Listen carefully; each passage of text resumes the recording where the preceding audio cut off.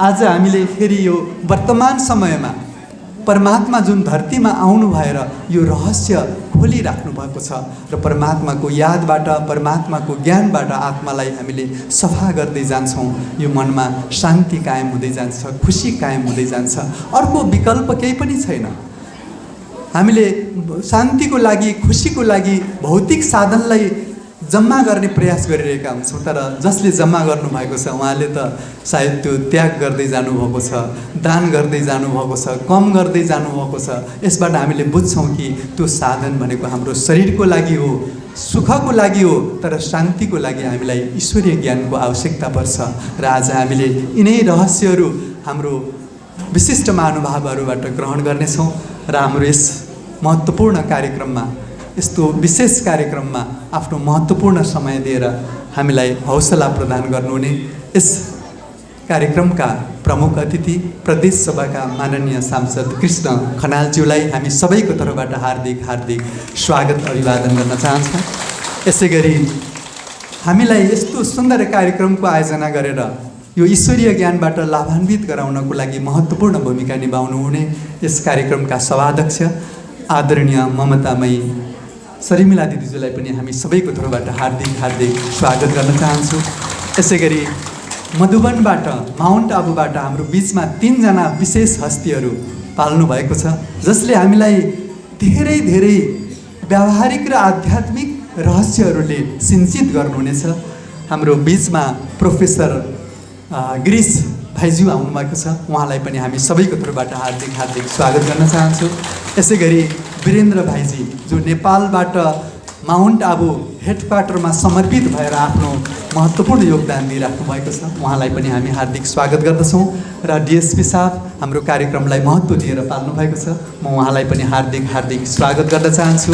मैले देखिरहेको छु हाम्रो बिचमा धेरै विशिष्ट महानुभावहरू पाल्नु भएको छ, विभिन्न सङ्घ संस्थाका प्रमुखज्यूहरू, प्रतिनिधिज्यूहरू, पत्रकारज्यूहरू र हाम्रो निमन्त्रणालाई स्वीकार गरेर पाल्नुहुने सम्पूर्ण आमा दिदी, दाजुभाइ, भाइ बहिनीहरूलाई हार्दिक स्वागत गर्दै आफ्नो स्वागत शब्दलाई यही विराम दिन चाहन्छु। धन्यवाद। ओम शान्ति, ओम शान्ति, ओम शान्ति।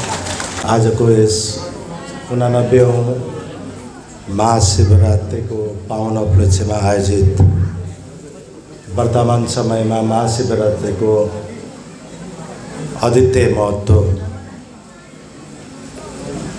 सभाध्यक्ष गरिराख्नुभएका हाम्रा आदरणीय दिदी शर्मिला दिदीजी, प्रमुख अतिथि माननीय श्री कृष्ण खनालजी, उपस्थित यस चितवन जिल्लाका डिएसपी साहब, मञ्चमा उपस्थित मधुबनबाट पाल्नुभएका प्रमुख कुमार गिरीश भाइज्यू,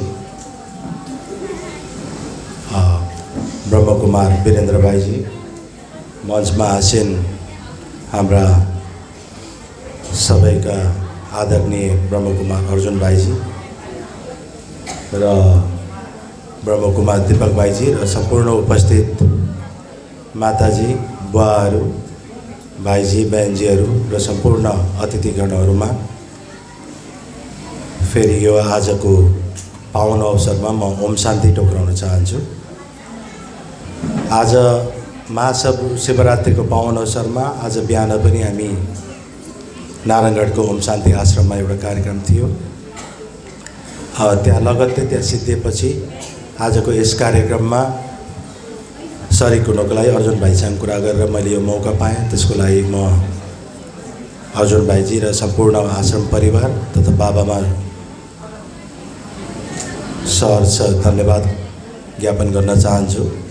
र आजको यस पावन अवसरमा म पेसाले चिकित्सक भए पनि करिब प्रत्यक्ष अप्रत्यक्ष रूपमा विगत 35 वर्षदेखि यस राजयोग सेवा केन्द्रसँग जोडिरहेको छु।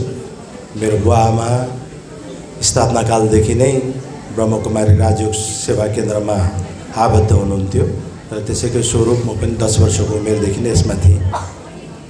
3 चोटि 7 दिनको कोर्स गर्न पाएको छु।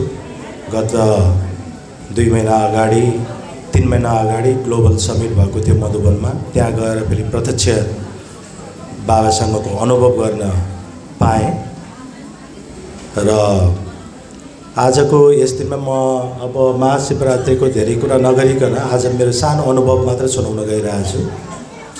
आज के भयो भने अब विशेषतः बिहानको मुरली सुनेपछि अनि मुरली सिद्धेर सुनेपछि 6 बजीतिर करिब चाहिँ हाम्रो ब्रह्मकुमारीको आश्रमको यसो युट्युबमा च्यानलमा यसो सुन्थेँ। अब सबैले हजुरहरूलाई धेरैलाई थाहा नै छ जो आश्रममा लागिराख्नुभएछ। शिवानी दिदी भयो, मोहित डाक्टर मोहित भाइजी भयो, सचिन भाइजी भयो, उहाँहरूको प्रेरणादायक मोटिभेसनल स्पिचहरू हामी सुनिरहेकै हुन्छौँ।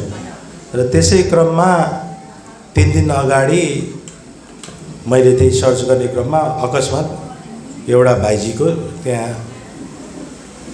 सुन्न पाएँ। यसोको त्यो टच हुँदै जाँदाखेरि देखेँ त्यसमा चाहिँ कसरी चाहिँ आफ्नो जीवनलाई चाहिँ सिम्प्लिसिटीबाट साधकी जीवन कसरी जिउने भनेर एउटा थियो।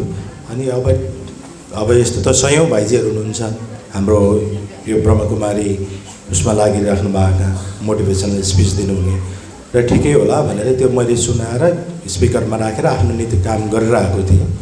3 दिन अगाडिको मात्र कुरा अस्ति आइतबार। अनि सुन्दै गएपछि यति राम्रो लाग्यो। अनि राम्रो लाग्दैपछि परिवारमा अरू पनि थिए सुनिरहेको थिएँ। आज के नयाँ स्पिकरको सुन्नुभयो तपाईँले मोटिभेसनल स्पिकर कुन भाइजी भनेर भन्नुभयो। अनि फलाना रहेछ राम्रो रहेछ उहाँको पनि भन्दै सुनिरहेको थिएँ र गत 3 दिनदेखि सुनिरहेको थिएँ।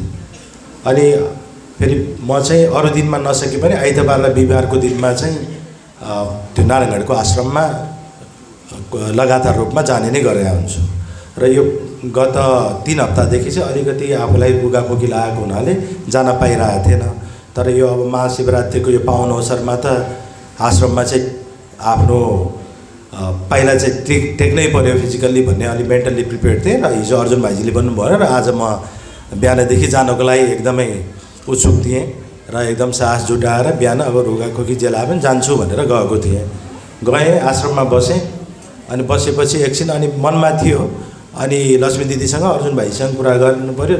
गत यो मधुबन जाँदाखेरि पनि ग्लोबल समिटमा शिवानी दिदीसँग एकछिन भेटेर दिदी नेपाल आउनु पऱ्यो, एकपल्ट चितवनमा आइदिनु पऱ्यो हजुर भनेर एउटा रिक्वेस्ट हामी सम्पूर्ण तर्फबाट राखेको थियौँ। उहाँले हुन्छ म छिटै आउने विचार गर्छु भनेर भन्नुभयो। निकै नै खुसी लाग्यो। र यसै सम्बन्धमा एउटा भाइजीको यस्तो पनि रहेछ दिदी भनेर अर्जुन भाइजीलाई नि भन्छु, लक्ष्मी दिदीलाई पनि हजुरहरूलाई त थाहा नै छ एकपल्ट बोलाउनु पऱ्यो, उहाँको पनि निकै नै प्रेरणादायक रहेछ मोटिभेसनल स्पिच एकदम भनेर सोचिरहेको थिएँ। अनि त्यहाँ बस्दै गएपछि अनि एनाउन्स गर्ने क्रममा दिपक भाइजीले एनाउन्स गर्दैन इन्डियाबाट आउनु भएको छ यसो भनेर भन्नुभयो। अनि एकछिन पछि त गरेपछि उहाँले नाम लिनुभयो हिबी गिरिश भनेर। अरे यो त 3 दिन अगाडिदेखि मैले सुनिरहेको। आज झन् मिटिङ सिद्धेपछि चाहिँ यो हाम्रो कार्यक्रम सिद्धेपछि लक्ष्मी दिदीलाई एकदम एक्साइटेड भएर भन्छु, अर्जुन भाइजीलाई भन्छु यस्तो पो रहेछ उहाँको पनि त 101 जुन सुने पहिला शिवानी दिदीको सुन्दा त्यस्तै एकदम जुरुक हुने, मोहित भाइको सुन्दाखेरि देख्दै डाक्टर सचिनको सुन्दा त्यस्तै। अनि अर्को यहाँ भाइजी पनि रहेछ नि एउटा गिरिश भाइजी भन्ने लागेको थियो। नाम मिल्यो होला भनेर भने अब अनुहार मात्र त्यो युट्युबमा 3 दिन अगाडिदेखि देखिरहेको। एकछिन पछि नाम लिएर आउनु भन्दाखेरि कोही नभएर उहाँ नै हाम्रो माझमा एबी गिरिश भाइजी चाहिँ आउनुभयो। त्यसपछि म त 3 दिन अगाडिदेखि उहाँलाई कसरी भेट्ने सुनिरहेको यति राम्रो रहेछ भनेर आज प्रत्यक्ष रूपमा यहीँ देख्न पाउँदाखेरि त मलाई त एकदमै बाबाप्रति चाहिँ म एकदमै कृतज्ञ भएँ। यसरी एकदमै हाम्रो माझमा आजको चितवन जिल्लामा त्यो पनि आजको जस्तो महाशिवरात्रिको पावन अवसरमा चाहिँ शिव बाबाले नै हामीलाई चाहिँ सबैलाई उहाँको मोटिभेसनल यो एउटा चाहिँ एकदम बाबाको ज्ञानको कुराबाट हामीलाई चाहिँ एकदम प्रेरणादायी चाहिँ सुन्नलाई श्रवण गर्नलाई पनि एउटा चाहिँ जुन भाग्य यो अवश्य पनि हामी सबैको एउटा चाहिँ एउटा हाम्रो पूर्वजन्मको यो जन्मको एउटा पुण्य कर्म थियो, राम्रो कर्म थियो। र त्यसले गर्दाखेरि हाम्रो माझमा हामीले चाहिँ हाम्रो गिरिश भाइलाई आज यहाँ सुन्न पाएका छौँ त्यसको लागि गिरिश भाइजीलाई म एकदमै हामी सम्पूर्ण सबैको तर्फबाट एकदम हार्दिक स्वागत गर्दै धन्यवाद गर्दै ओम शान्ति टक्राउन चाहन्छु। र यति भन्दै यहाँहरू सबै आमा बुवा भाइ दिदीबहिनीहरू सबैलाई र स्पेसल्ली यो ब्रह्मकुमारी राजयोग सेवा केन्द्र रत्ननगर को हाम्रो अहिले सभाध्यक्ष गरिराख्नुभएका हाम्रो शर्मिला दिदी र सम्पूर्णलाई म यस पावन अवसरमा शिव बाबाले हामी सबैलाई आशीर्वाद दिने हुँदै सबै हाम्रो चाहिँ शुभकामना सद्भाव पुगोस्। हामी सबैले अर्कोमा चाहिँ शुभकामना र सद्भावको आदान प्रदान गर्न सकौँ बाँकी जीवनमा पनि भन्दै यहाँहरू सबैमा म मेरो ओम शान्ति टक्राउँदै बिदा लिन चाहन्छु। ओम शान्ति।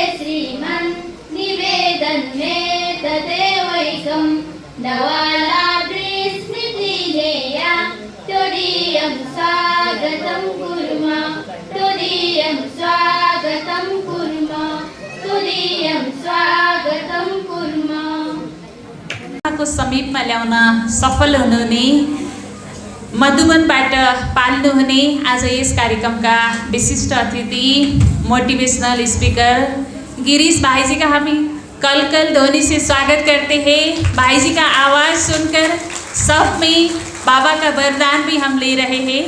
भाई जी को हम आगे आकर अपना वचन रखने के लिए हार्दिक अनुरोध करते हैं।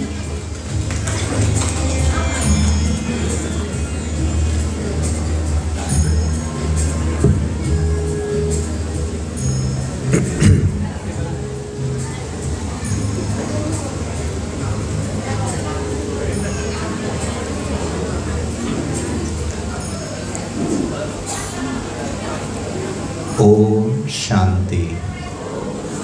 सभी बहुत प्यार से कहें ओम शांति।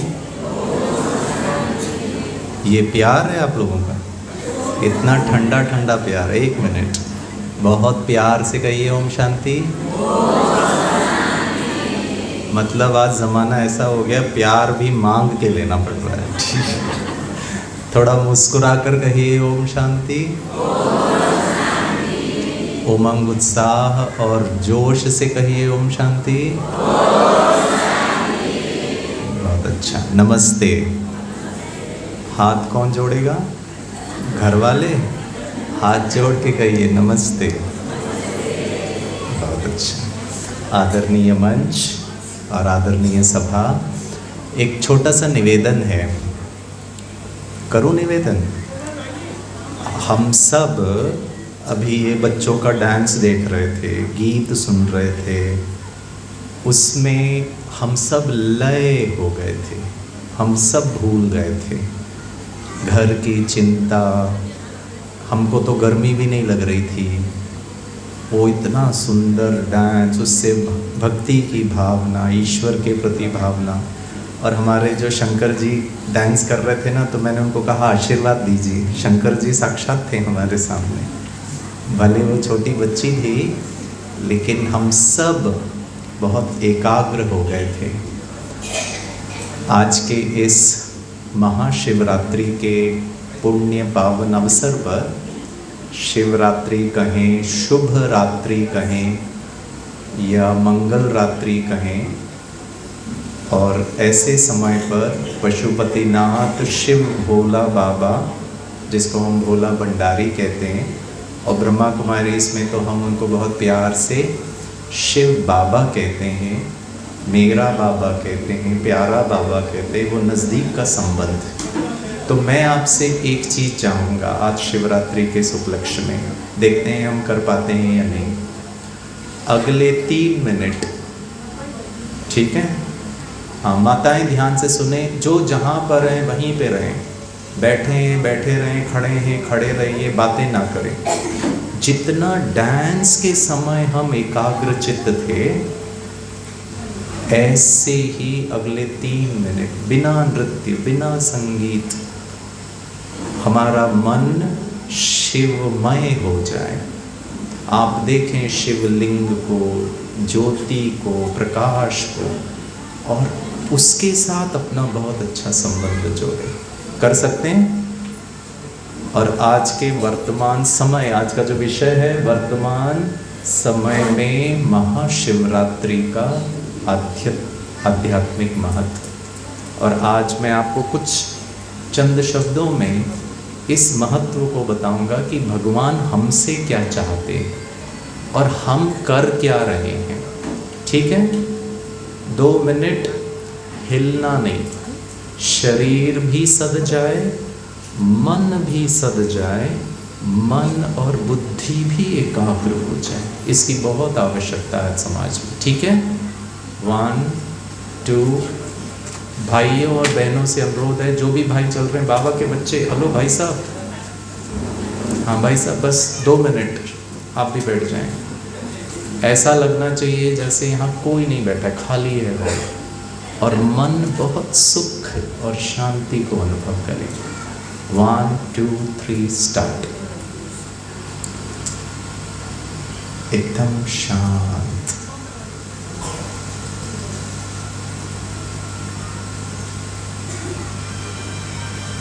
बाहर की भी शांति, मन की भी शांति।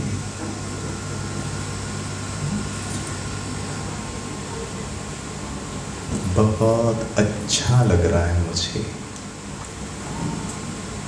मन में किसी बात का कोई तनाव नहीं, किसी बात का कोई दबाव नहीं, कोई लगाव नहीं। मुक्त हूँ, चिंता मुक्त, भय मुक्त, तनाव मुक्त, किसी बात का कोई बोझा नहीं, भार नहीं, हल्कापन। मुझे अच्छा लग रहा है। अगर मन में कोई विचार आता है तो उसको जाने दे।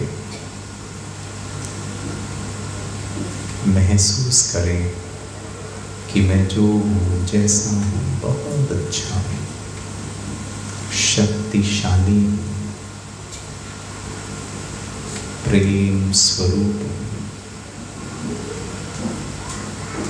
मेरा जीवन बहुत श्रेष्ठ है। पशुपतिनाथ शिव बाबा का आशीर्वाद मेरे परिवार के ऊपर है।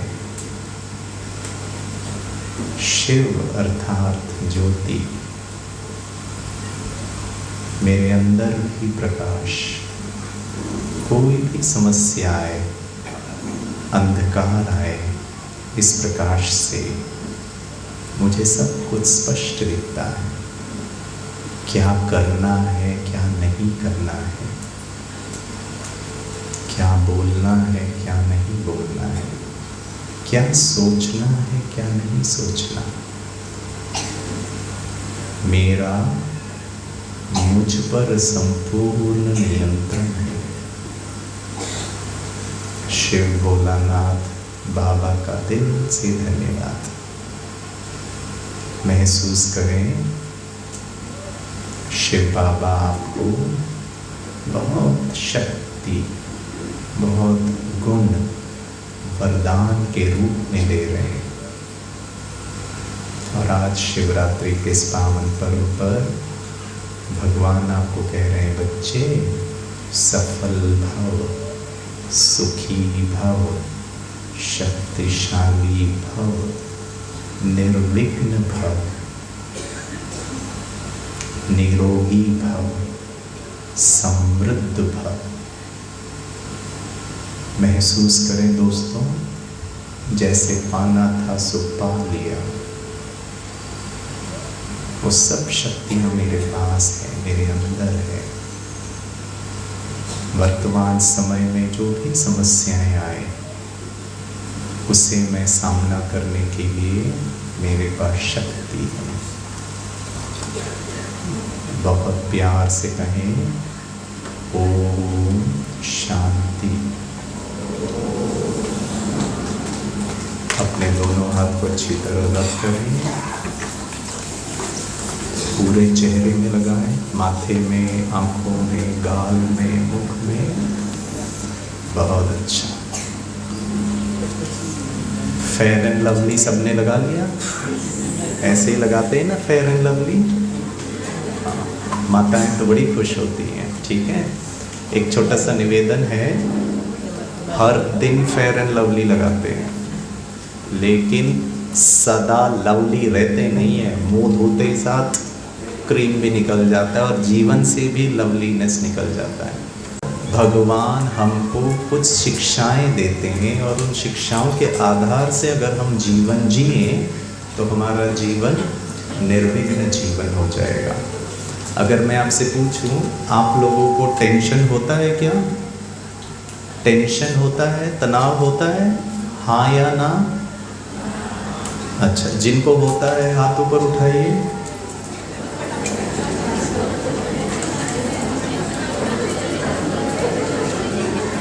भाई साहब ये लोग बहुत अच्छे नेपाल के, मतलब अपना दुख की अभिव्यक्ति भी मुस्कुरा के उठा रहे हैं। जी भाई टेंशन होता है तो हम मुस्कुरा रहे हैं, ये तो अच्छी बात है नहीं। दूसरा प्रश्न, जिन लोगों को टेंशन नहीं होता है वो जरा हाथ ऊपर उठाएं। क्या बात।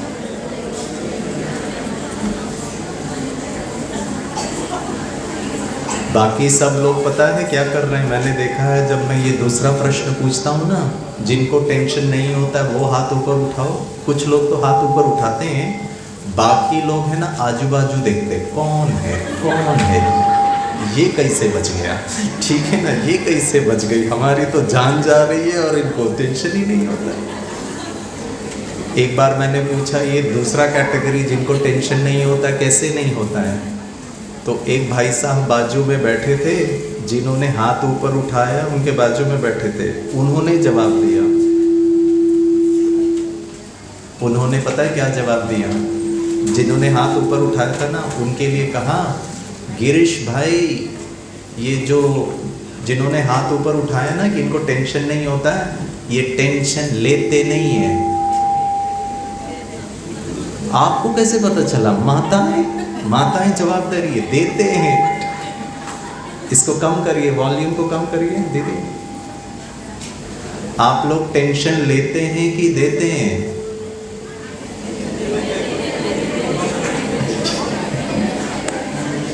माताएं बोल रही हैं हम लेते भी हैं और देते भी हैं, दोनों ही। भाई साहब थोड़ा कम करिए वॉल्यूम, मैं बढ़ा देता हूँ। पीछे सुनाई दे रहा है आवाज? हाँ या ना? हाँ भाई साहब, बस अब उसको छेड़खानी मत करिए, ठीक है। तीसरा प्रश्न, जिन भाई बहनों ने अभी तक हाथ नहीं ऊपर उठाया है, कृपया हाथ ऊपर उठाकर बताएं आप कौन से कैटेगरी में आते हैं। क्योंकि जब मैंने पूछा टेंशन होता है तब भी ऐसे ही बैठे, फिर मैंने पूछा टेंशन नहीं होता तो तीसरा कैटेगरी हुआ। एक बार मैं एक सभा में पूछ रहा था ये तीसरा कैटेगरी कौन सा है, तो उसमें एक बड़े साहब बैठे थे, उन्होंने कहा गिरीश जी मैं बताता हूँ। मैंने कहा बताइए। उन्होंने कहा तीसरा कैटेगरी उन महान आत्माओं का कैटेगरी है जिनको हाथ ऊपर उठाने में ही टेंशन हो रहा है। क्यों परेशान कर रहे हो जबरदस्ती? टेंशन होता है नहीं होता। और जब मैं टेंशन के बारे में बात करता हूँ ना तो लोगों को लगता है तेरी से ही टेंशन हो रहा है, खत्म करो तुम्हारा भाषण और हमको जाने तो तुमको सुनने में ही टेंशन हो। आप लोग के बारे में नहीं बात कर रहा हूँ, भारत के लोगों के बारे में बात कर रहा हूँ। नेपाल के भाई बहन तो बहुत प्यार से सुनते हैं, ठीक है। भाइयों और बहनों, टेंशन का कारण मनोचिकित्सकों ने, मनोवैज्ञानिकों ने कहा 8 कारण हैं टेंशन का। पहला कारण, वर्तमान समय में महाशिवरात्रि का महत्व बता रहा हूँ, टेंशन फ्री जीवन। टेंशन का पहला कारण है आर्थिक समस्या। पैसे को लेकर सबको टेंशन हो जाता है। मुझे पता है, आपको भी पता है, हम सबको कोई हजार करोड़ रुपए नहीं चाहिए। हमारे जीवन को चलाने के लिए, जिम्मेवारी को, बच्चों की पढ़ाई को लेकर जितना चाहिए उतना भी नहीं होता है तो टेंशन हो जाता है। हाँ या ना? हाँ। ये भाइयों को तो मतलब उनको हाँ भी नहीं है, ना भी नहीं है, सब माताएं बोल। भाई लोगों को ऐसे लग रहा है जैसे वो घर पर हैं, क्योंकि घर में बोलने का मौका तो मिलता ही नहीं है आप लोगों को, तो मैडम ही सब बोलती होंगी, ठीक है, मजाक कर रहा हूँ, ठीक है। दूसरा टेंशन का कारण, और ये बताते हुए मुझे बड़ा तकलीफ होता है और शायद आपको सुनने में भी तकलीफ होगा, लेकिन टेंशन का दूसरा कारण है हमारे आपसी संबंध, और विशेष उसमें भी परिवार में पति पत्नी का संबंध, मम्मी पापा का बच्चों के साथ संबंध। और हमारे यहाँ इतनी सारी माताएं बैठी हैं, इन लोगों के लिए बता देता हूँ, आपके घर में एक टेंशन का कारण है सासू माँ। तो सासू माँ बोलते ही साथ मेरी सांस ऊपर नीचे हो जाती है, माइक भी घबरा रहा है सासू माँ के नाम से, ठीक है। ऐसा ही है ना? हाँ या ना? हाँ बोल रहे हैं। मैं तो भारत की माताओं के बारे में बात कर रहा था, यार नेपाल में भी यही हाल। ये तो अच्छी बात है। अब अगर मैं आपसे पूछूं, सत्य ज्ञान, हमारे अर्जुन भाई कह रहे थे ज्ञान को समझो, ब्रह्मा कुमारी इसमें आकर समझो, कौन सा ज्ञान? अब ज्ञान ये कहता है मनुष्य संबंध, मैं शादी करता हूँ, मेरे बच्चे होते हैं। अब शादी दो व्यक्तियों के बीच नहीं होता है, दो परिवारों के बीच होता है। मेरी पत्नी के जो भी माता पिता होंगे वो मेरे माता पिता बन जाते हैं, उनके दोस्त हमारे दोस्त बन जाते हैं, उनके सगे संबंधी हमारे सगे संबंधी। अब मनुष्य ने परिवार की संगठना की शुरुआत शादी से की, फिर बच्चे हुए, परिवार हुए, बड़े हुए। मनुष्य परिवार की संगठना, परिवार को रचता क्यों है? शादी क्यों करता है? उद्देश्य क्या है? क्यों नहीं अकेला जिया जा सकता? क्यों है गिरीश को शादी करना इतना ज़रूरी है? क्यों समाज में ऐसा कहा जाता है कि हम सामाजिक प्राणी हैं और हमको परिवार के संगठन की आवश्यकता है? और लक्ष्य ये है, शिवरात्रि का भी लक्ष्य ये है, जीवन का भी लक्ष्य ये है, धन संपत्ति का भी लक्ष्य ये है, संबंध का भी लक्ष्य यही है, और वो है सुख की अनुभूति, शांति की अनुभूति, प्यार की अनुभूति। कितना दिन अकेले रहूं? कोई तो एक व्यक्ति चाहिए जो मुझे समझे, एक जीवन साथी हो, एक तो कोई व्यक्ति हो जो मुझे जज ना करे, आरोप ना लगाए, मेरी गलतियां भी हों तो भी वो स्वीकार, सारी दुनिया मुझे बोले आपने गलती की, आपने गलती की, दोष किया, लेकिन पत्नी तो ना बोले ना, कम से कम ठीक है आपने गलती की, मैं हूं तुम्हारे साथ। एक तो कोई व्यक्ति हो जो मुझे समझे। आप लोग ऐसे घूर के ना देखें। कुछ लोग बोल रहे हैं ये सब सिनेमा में ही होता है, असली में नहीं होता है। जो समझे, प्यार करे, अनकंडीशनली करे। एक ऐसी ही सभा में मैंने पूछा मनुष्य शादी क्यों करता है, तो पता है एक भाई साहब ने क्या जवाब दिया, मेरी दोनों आंखें बाहर आ गई सुन के। अच्छी बात ये थी कि अंदर चली गई, अभी मैं देख पाता हूँ। मैंने पूछा मनुष्य शादी क्यों करता है, एक भाई साहब ने कहा गलती हो गई गिरीश भाई। मैंने कहा गलती? लक्ष्य सुख शांति, अभी तो पत्नी भी है, बच्चे भी हैं, माता पिता भी हैं, सास ससुर भी है, परिवार भी है, सब कुछ है, लेकिन टेंशन भर भर के। हाँ या ना? कुछ तो बोलिए। कुछ लोग बोल रहे हैं हम कुछ नहीं बोलेंगे, क्योंकि हम बोलते हैं तो फिर आप हमारी ही खिंचाई कर देते हो, ठीक है। मेरा आपसे एक प्रश्न है, संबंध में क्या प्रॉब्लम आ गया जिसकी वजह से स्वयं परमपिता परमात्मा को आकर के ये ज्ञान देना पड़ता है? और आध्यात्मिक ज्ञान का अर्थ है प्रैक्टिकल 24 घंटा मेरा लाइफ, पारिवारिक लाइफ। ब्रह्मा कुमारीज में आपको सन्यासी नहीं बनना है। मैं तो यहाँ तक कहूँगा, आप जो भाई बहनें आए हैं, आपने रंगीन कपड़े पहने, आप मुझसे कई गुना ज़्यादा आध्यात्मिक हो सकते हैं। आध्यात्मिकता का मतलब वाइट ड्रेस नहीं है। आध्यात्मिकता का मतलब है 24 घंटे सदा, किसी भी स्थिति में सदा सुखी, सदा शांत, सदा आनंद। वो डांस देखकर हम कितने खुश हो रहे थे, ऐसे ही 24 घंटे जीवन रूपी डांस में भले पत्नी तांडव नृत्य करे, लेकिन मैं पार्वती उनके साथ लय होकर। ताली तो बजाइए पार्वती के। बीच बीच में ताली बजाते रहिएगा, क्योंकि आपके ताली से आजू बाजू वाले जग तो जाएंगे कम से कम, क्योंकि भाषण में तो आंखें खोल के भी लोग सो जाते हैं। आपके बारे में नहीं कह रहा हूँ, भारत के लोगों के बारे में कह रहा हूँ। नेपाल के लोग तो बहुत ही अच्छे, आपके तालियों से आपका भी पता चल रहा है। ऐसे इतना ज़्यादा ताली ना बजाएं, ठीक है, मजाक। संबंधों में समस्या कहाँ है वो मैं बताता हूँ। शिवरात्रि पे आध्यात्मिक बनकर, स्पिरिचुअल बनकर उस कमी पर हम जीत पा सकते हैं। और संबंधों में समस्या है अपेक्षाएं, एक्सपेक्टेशन। और हमारी माताएं बहनों के लैंग्वेज में अगर कहूँ, एक्सपेक्टेशन का अर्थ है, एक्सपेक्टेशन को नेपाली भाषा में क्या बोलते हैं? अपेक्षा, ठीक है, अपेक्षा। और हमारी माताओं की भाषा में अपेक्षा अर्थात जैसा मैं चाहती हूँ वैसे तुम करते नहीं। ताली कौन बजा रहा है? ये तो अच्छा है जी। जस्ट क्योंकि मैं माँ हूँ, क्योंकि मैं पत्नी हूँ, क्योंकि मैं सास हूँ, क्योंकि मैं पति हूँ, क्योंकि मैं पढ़ा लिखा हूँ, क्योंकि मैं XYZ हूँ, मैं जैसा चाहता हूँ वैसे सामने वाले करने चाहिए। और अगर सामने वाले ने नहीं किया, परेशान, क्रोध, चिंता, भय, अशांति। ऐसा ही है ना। अब ये है वर्तमान समय की समस्याएं।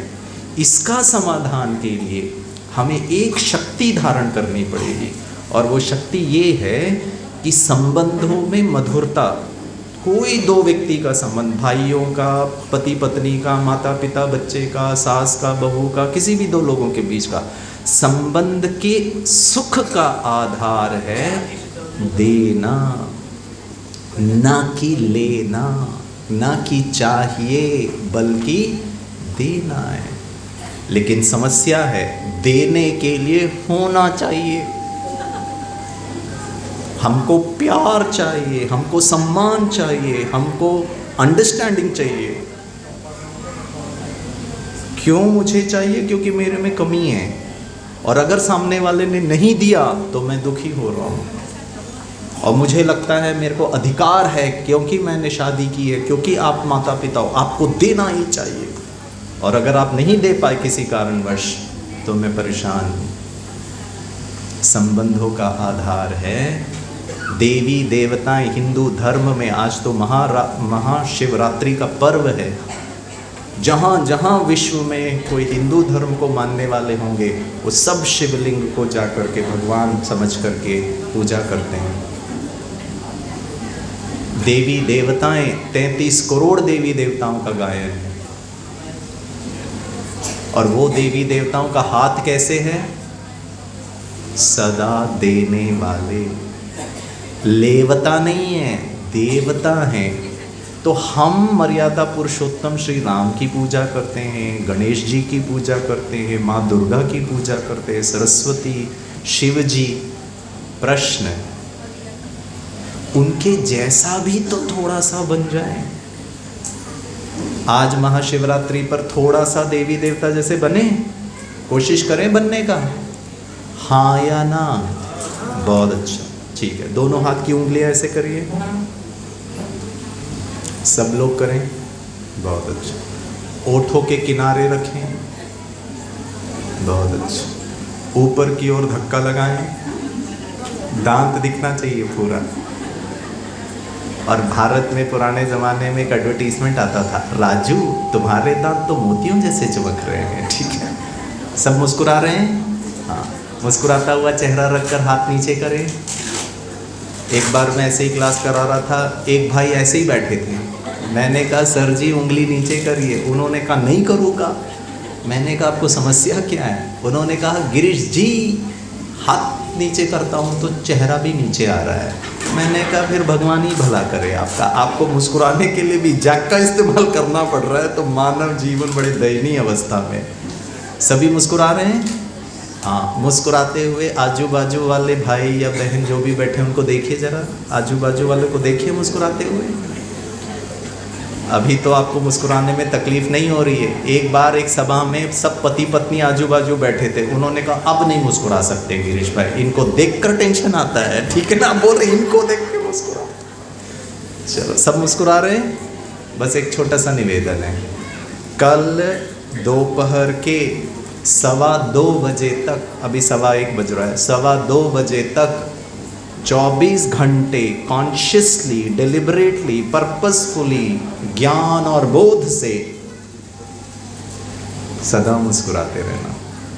ये है शिवरात्रि का आध्यात्मिक रस। कुछ भी हो बाहर, कोई कैसा भी व्यक्ति हो, कोई कैसा भी परिस्थिति हो, मेरे तनाव का कारण संबंध नहीं है, मेरे तनाव का कारण पैसे नहीं है, मेरे तनाव का कारण बच्चे नहीं है, तनाव का कारण नौकरी नहीं है, तनाव का कारण सरकार नहीं है, सासू माँ नहीं है। मेरा तनाव का कारण एक ही व्यक्ति है। मैं किस प्रकार से इन परिस्थितियों को प्रतिक्रिया जता रहा हूँ। या तो उन समस्याओं को मुस्कुरा के हैंडल कर सकता हूँ, या परेशान होके, दुखी होकर, गुस्सा करके, डर करके सामना कर सकता हूँ। दो ही चॉइस है लाइफ में। परिस्थिति तो आएंगी, या तो प्यार मोहब्बत से सामना कर लो, या दुखी होके डर कर सामना कर लो। कौन सा चॉइस अच्छा है? कौन सा चॉइस अच्छा है? मुस्कुरा करके, तो थोड़ा मुस्कुरा करके बैठे। कल दोपहर के 2:15 बजे तक मुस्कुरा करके रहना। हो सकता है? हाँ या ना? हाँ। तो भाई लोगों ने पहले हाँ कहा, तो आपका उदाहरण दे देता हूँ। मान लीजिए आप अभी यहाँ से घर जाते हैं, ठीक है? जब घर जाएंगे, मान लीजिए, मुझे यहाँ का इतना ट्रैफिक पता नहीं है, मान लीजिए भाई जी अपना गाड़ी लेकर के जा रहे हैं और जाते जाते पीछे से एक दूसरे गाड़ी ने ठक टक्कर मार दी। तो भाइयों आपको क्या करना है?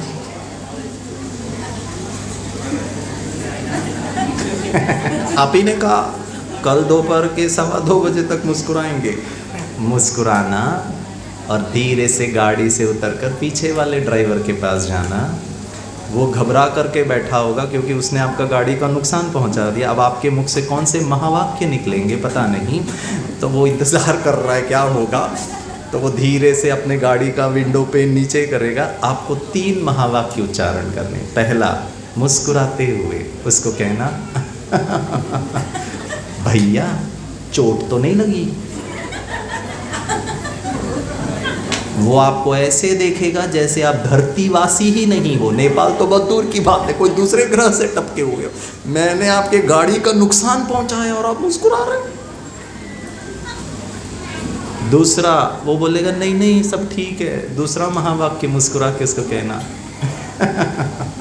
भैया क्या टक्कर मारी है आपने। आहा, अब तो उनको लगेगा आपका 2-3 ढीला है, ठीक है?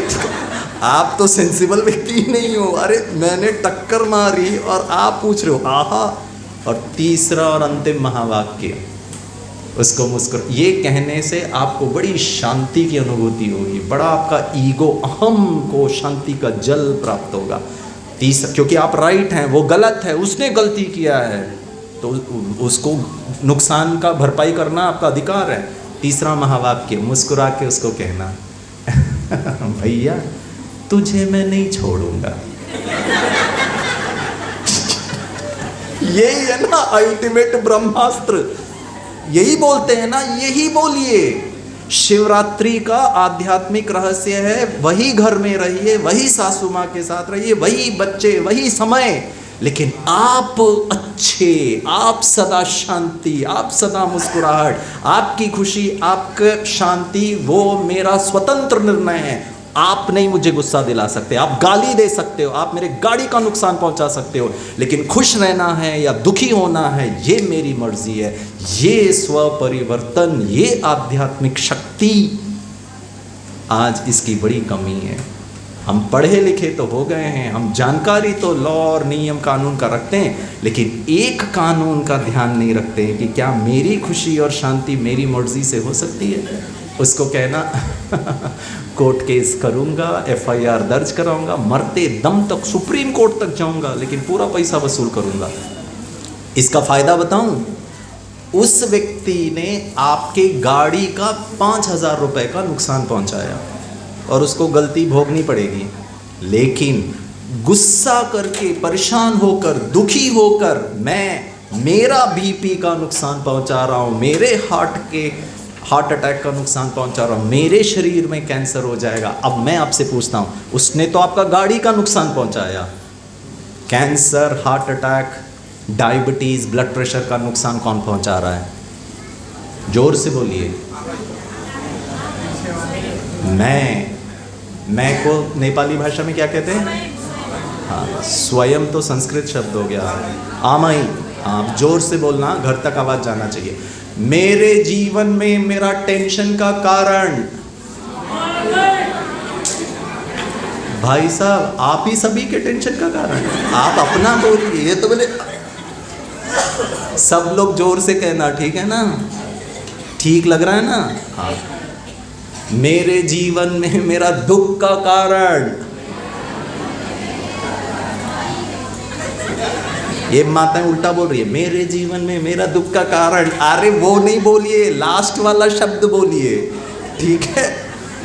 मैं बोलना या आमई बोलना, ठीक है? मेरे जीवन में मेरा टेंशन का कारण। आपके पतियों को परमवीर चक्र से भी सम्मानित किया जाए तो कम है। समझ ही नहीं आ रही है बातें माताओं को, ठीक है ना? मेरे जीवन में मेरा टेंशन का कारण एक ही व्यक्ति है, वो कौन है? मैं हूँ, ठीक है?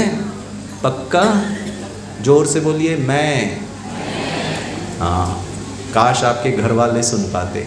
आपका बच्चा मंदिर में जाके 2 नारियल चढ़ा के कहता, भगवान जी प्रार्थना सुन ली, मम्मी अक्ल की बात कर रही है। नहीं तो घर आकर एक ही डायलॉग बोल के, तुम लोगों की वजह से, तुम लोगों की वजह से, तुम। भाई साहब आप इतने ताली बजा रहे ना, आप पीड़ित नजर आ रहे हैं और इतने खुश हो रहे हैं। बोला ये करेक्ट है। प्रश्न पूछूं तो जब मैं ही मेरे जीवन का दुख का कारण है तो सुधरना किसको है? और हम सुधार किसको रहे हैं? बच्चा सुधर जाए, पति सुधर जाए, पत्नी सुधर जाए, सरकार सुधर जाए, लोग सुधर जाए तो मैं ठीक हूँ। परमात्मा आकर के ये ज्ञान देते हैं, गिरीश भाई खुद में परिवर्तन लाओ, खुद की सोच, खुद के दृष्टिकोण, खुद के नेचर में चेंज लाओ, फिर देखो आपको कैसे वंडरफुल जीवन हो जाएगा। खुद का परिवर्तन करना इस महाशिवरात्रि में ब्रह्मा कुमारी इसका स्लोगन है, स्व परिवर्तन से विश्व परिवर्तन। मैं बस एक ही परिवर्तन आपसे चाहता हूँ। देवी देवताएं सदा हंसमुख, देवी देवताएं सदा देने वाले। क्या देना है मुझे? धन संपत्ति, अगर वो दे सकते हैं आप भले दीजिए, मुझे कोई प्रॉब्लम नहीं। भी देंगे तो भी चलेगा, कम से कम मुस्कुराहट तो दे सकते हैं, प्यार के मीठे बोल तो। और दुनिया वालों को नहीं देना है, अपनों को देना है। ये अपनों को देने में ही सबसे ज्यादा, पता है हम गुस्सा सबसे ज्यादा किस पर करते हैं? घर वालों पे करते हैं, बाहर वालों पे नहीं करते। पूरा गुस्सा घर वालों पे निकालते हैं। हाँ या ना? बच्चे भी बोल रहे हैं हाँ बेचारे। वो ज्यादा पीड़ित है, मम्मी बाहर का गुस्सा बच्चे पे ला कर। पति ऑफिस से टेंशन लेकर के घर आता है और पति कुछ ऑफिस में गड़बड़ हो गया, पूरा टेंशन लेके घर में आता है और पत्नी को कहता है कप चाय पिलाओ। पत्नी कुछ और काम कर रही थी, ध्यान नहीं दिया, 10-15 मिनट लेट हो गया और पति तो भड़क गए, बोला कितना देर से तुमको बोली चाय क्यों नहीं बनाती। भागी वो किचन में, चाय बनाते बनाते पता है डांट खा कर क्या सोचती है, पता नहीं कहाँ कहाँ से आ जाते हैं। शादी इसीलिए की थी, एक चाय के 10 मिनट लेट में आप गुस्सा करो जी, चलो छोड़ो। पत्नी चाय बना रही थी, आधा घंटे से बच्चे को कह रही थी टीवी बंद करके पढ़ ले, टीवी बंद करके पढ़ ले, टीवी बंद करके पढ़ ले, टीवी बंद करके पढ़ ले। अब वो सुन नहीं रहा था। जो पति ने इतना क्रोध किया ना, वो सब टेंशन लेके बच्चे के पास जाकर एक झापड़ लगाती है और कहती है पढ़ जाकर, कितना देर से तेरे को समझ में नहीं। बच्चा झापड़ खाकर सोचता है फालतू में काहे मारती है। इसीलिए मुझे पैदा किया था कि तुम अपना गुस्सा मेरे पे निकालो। उल्टा पति को तो कुछ बोल नहीं सकते। ये छोटू भी इतना समझदार हो गया है कि वो भी टेंशन अपने पास नहीं रखता है। उसके घर में एक डॉगी है, कुत्ता है, उसको जाके एक लात मारता है। मुझे नहीं पता डॉग ऐसे समझते हैं या नहीं समझते, लेकिन शायद वो कुत्ता भी ये सोचता होगा, हे इंसान, तुम अपना टेंशन अपने पास नहीं रख सकते हो, दूसरी प्रजाति को क्यों ट्रांसफ़र कर रहे हो यार, मेरे को क्या बीच में फंसा रहे। और ये डॉगी क्योंकि इंसानों के साथ रहता है, उसकी भी मनोवृत्ति डॉग के जैसे हो गई है, वो जाके पप्पा को काट लेता है। हो गया कल्याण। भाइयों और बहनों, इधर का गुस्सा इधर और इधर का परेशानी इधर, ये हितकारी नहीं है, स्वास्थ्य के लिए, मन के स्वास्थ्य के लिए, संबंध के लिए ठीक नहीं है। तो क्या करना है? एक मुस्कुराहट। लेकिन मुस्कुराने के लिए ना वो मम्मी वाले पर्सनालिटी से हटकर मैं सुख स्वरूप आत्मा हूँ, सुखी मम्मी हूँ, शांत स्वरूप आत्मा हूँ, शांति वाली मम्मी हूँ। आपको मैं एक उदाहरण देता हूँ, मेरे पास 6 मिनट और है, मैं आपको सुनाता हूँ। एक बार पिताजी, आध्यात्मिक ज्ञान ये कहता है कि गिरीश, तुम गिरीश से हट करके, ये भाषण करने वाले से, पति से हट करके शांत स्वरूप, शक्ति स्वरूप आत्मा, उस रियलाइजेशन में रह करके, शिवलिंग ना ये पुरुष लिंग है, ना ये महिला स्त्रीलिंग है, इसका कोई लिंग नहीं है, निराकार ज्योति स्वरूप, 3 लकीर बीच में बिंदी। ऐसे ही मैंने अपने आप को शरीर के साथ आइडेंटिफाई कर लिया। इससे हट करके इसको चलाने वाली एक चैतन्य शक्ति। मोबाइल में एक सिम कार्ड होता है ना, सिम कार्ड को निकाल दीजिए, हेलो हेलो डब्बा, गिरीश भाई के शरीर से सिम कार्ड को निकाल दीजिए, डेड, नहीं बात कर पाएगा। प्रश्न, शरीर है या नहीं है आपको? आप शरीर है ना? आपको शरीर है या नहीं है? हाँ या ना? हाँ है। तो ऐसा क्यों नहीं हुआ? वो दीदी इतने प्यार से, कोई भी सभा में पता है मुझे कैसे निमंत्रण दिया जाता, आदरणीय गिरीश भाई आइए, प्रोफेसर गिरीश आइए, डॉक्टर गिरीश आइए, श्री गिरीश आइए, ब्रह्मा कुमार गिरीश, तपस्वी गिरीश, इतना सम्मान दिया जाता है। क्या ऐसी कोई दीदी होंगी जो कहे गिरीश बॉडी आप आइए और भाषण करिए? आपके घर में आपका बच्चा खाना खाते समय डाइनिंग टेबल में बैठ के बोले, मम्मी बॉडी जरा नमक देना, पप्पा बॉडी जल्दी तैयार हो जाओ, आप बॉडी की वजह से मैं बॉडी लेट हो जाता हूँ स्कूल में, फिर टीचर बॉडी मुझ बॉडी को प्रिंसिपल बॉडी के पास लेकर मुर्गा बॉडी बना देते। प्रश्न पूछूं, बॉडी शब्द का इस्तेमाल कब होता है? बॉडी शब्द का इस्तेमाल कब होता है? क्या बात है जी, मरने के बाद।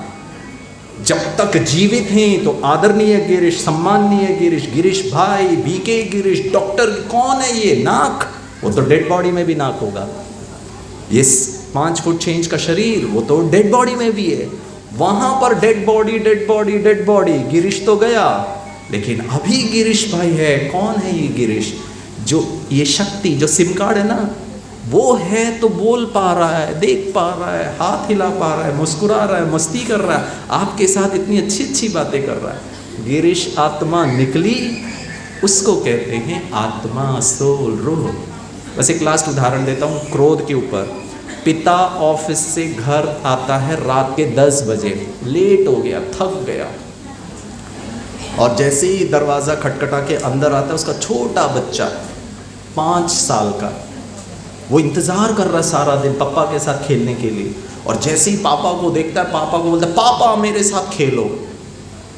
पापा बोलता है बेटा मैं थक गया हूँ, तो मम्मी के साथ खेलना। तो छोटू बोलता है मेरे को नहीं खेलना मम्मी के साथ, क्योंकि मम्मी के साथ खेलने का मज़ा नहीं आता। 2 मिनट खेलती है, फिर बोलती है तू खेल, मैं आती हूँ किचन से। कंटिन्यूस नहीं खेलता ना तो बच्चे को अच्छा नहीं लगता है। अब पापा वो बच्चे को देखकर उसी के लिए जी रहा है, पापा बोलता चल, पापा का टेंशन ही दूर हो जाता बच्चे को देख के। बोल क्या खेलना है? पता है छोटू क्या कहता है? चोर पुलिस खेलो। ए भगवान, अब रात के 10:30 बजे इसके साथ। आप लोगों ने चोर पुलिस खेला है बचपन में? हाँ या ना? खेला है, ठीक है ना? हाँ। तो पापा बोलता चल चोर पुलिस। पापा ने बोला बेटा तुम लूडो खेलो, चेस खेलो, कैरम खेलो, बैठ के तो खेल सकते, चोर पुलिस में तो और शक्ति जाएगी। बोला नहीं मेरे को चोर पुलिस खेलना है। पापा बोलता ठीक है, प्रश्न चोर कौन बनेगा और पुलिस कौन बनेगा? क्या बात है जी, ये पप्पा बहुत चोर का खेल खेले हैं इसीलिए अच्छा जवाब दे रहे। टू गुड, ठीक है। छोटू ही पुलिस बनेगा। और फैंसी स्कूल में फैंसी ड्रेस कंपटीशन में पापा मम्मी ने उसको पुलिस का ड्रेस, डॉक्टर का ड्रेस, वकील का ड्रेस, कोई चोर का ड्रेस तो होता ही नहीं है। तो वो जाता है तुरंत कमरे में, पुलिस का वो खाकी वाला जो यहाँ पे तो ब्लैक ड्रेस होता है, कैप और वो सब पहन लिया, टॉय गन ले लिया, छड़ी ले लिया, विसिल ले लिया और गेम शुरू। पापा चोर और छोटू पुलिस और गेम शुरू। जैसे ही ये छोटू पुलिस का ड्रेस पहनता है ना, उसका सीना तन जाता है, चेहरा बुलंद हो जाता है, आंखें बड़ी हो जाती, भाषा में शक्ति आ जाती है। और पता है वो पापा चोर को क्या कहता है? वे सच बता चोरी किसने की? एक लगाऊंगा ना नानी याद आ जाएगी। पता है पापा मतलब चोर, नहीं नहीं नहीं मैंने कुछ गलती नहीं की, मुझे मत मारो, मैं तो कोई चोरी नहीं की।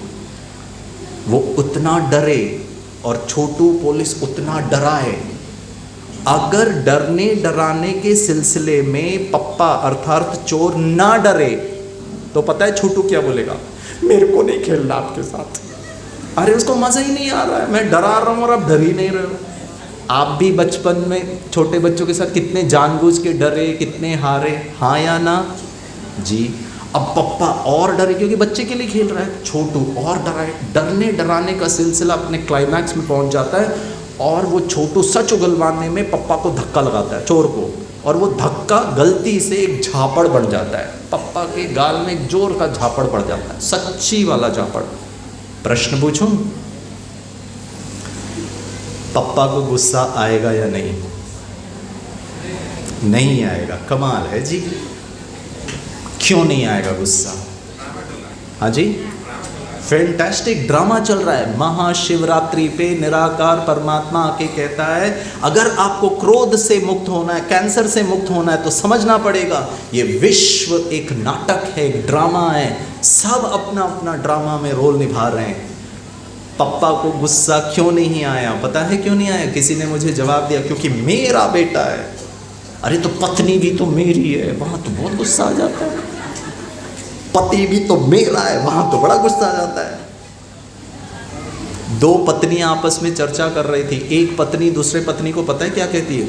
तुम्हारे पति है ना इतने अच्छे हैं, इतने रॉयल हैं, क्या उनकी पर्सनालिटी है। तो दूसरी पत्नी बोलती तू ही रख ले। ये जो बाहर से दिखते हैं ना, असलियत तो घर में नजर आता है। कितने अच्छे, कितने रॉयल हैं। दुनिया में तो हेलो कैसे, ताली कौन बजा रहा है यहाँ पे? ठीक है हाँ माफी चाहता हूँ, हम सब दिखावा कर रहे हैं जी अच्छाई का। असलियत तो घर वालों के सामने दिखता है। हाँ या ना?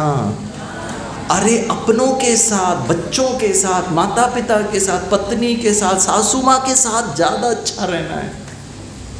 उनके साथ आपका हिसाब किताब है, ड्रामा है, वो तो समझो। आत्मा तो समझो, ड्रामा। ये ज्ञान को समझने से शिवरात्रि सार्थक होगा। जितना आज हमने पूजा किया वो हमारे लाइफ में प्रैक्टिकल हम खुश रहेंगे। पता है पप्पा को गुस्सा क्यों नहीं आया? दर्द होकर भी, झापड़ खाकर भी पप्पा को गुस्सा इसीलिए नहीं आया क्योंकि पप्पा को 500% जानकारी था, वो बोध था कि मैं चोर नहीं हूँ, मैं तो पिता हूँ, मैं तो पिता हूँ, चोर का रोल निभा रहा हूँ। माताएं आप मम्मी नहीं हो, माँ नहीं हो, शांत स्वरूप आत्मा हो, माँ का रोल निभा रहे हो, अच्छी तरह निभाइए। सासू माँ आप सासू माँ नहीं हो, सासू माँ का रोल, लेकिन प्यारी सासू माँ, हंसमुख सासू माँ, फेयर एंड लवली वाली सासू माँ, खुशी वाली सासू। हम जो भी रोल निभा रहे हैं, मैं पति हूँ, पिता हूँ, भाई हूँ, मित्र हूँ, बेटा हूँ, कुछ भी हूँ, लेकिन अच्छा अच्छा अच्छा अच्छा अच्छा अच्छा तब होगा जब मैं आत्मा का ओरिजिनल नेचर ही शांति है। ठीक है, 2 मिनट मेरे पास बचे हैं भाइयों। एक छोटा सा निवेदन है, आपको मैंने 2 होमवर्क दिया। पहला क्या करना है? मुस्कुराना। भाइयों का तो मैंने बता दिया, माताओं का बता देता। अभी आप यहाँ से घर जाएंगे और घर जा कर के देखना आपका बच्चा मस्त टीवी देख रहा है, तो बड़े प्यार से उसको कहना बेटा टीवी बंद करके पढ़ाई कर ले। जब आप इतना मुस्कुरा के कहोगे तो आपका बच्चा आपको ऐसे देखेगा, ऊपर से नीचे तक MRI और CT स्कैन करके बोलेगा मम्मी लगता है आपको कोविड हो गया 3 साल के बाद वापस। अरे भड़क नहीं रही है, परेशान, पता नहीं सूरज कहाँ से उगा आज। दूसरी बार उसको कहना टीवी बंद करके पढ़ ले। 2 बार 3 बार वो बोलेगा मम्मी क्या हुआ आपको, ऐसे कैसे चेंज आया? तो आप कहना वो एक मुंबई से ब्रह्मा कुमारी माउंट आबू से गिरीश भाई आए थे, उन्होंने कहा है 24 घंटा मुस्कुराने के लिए।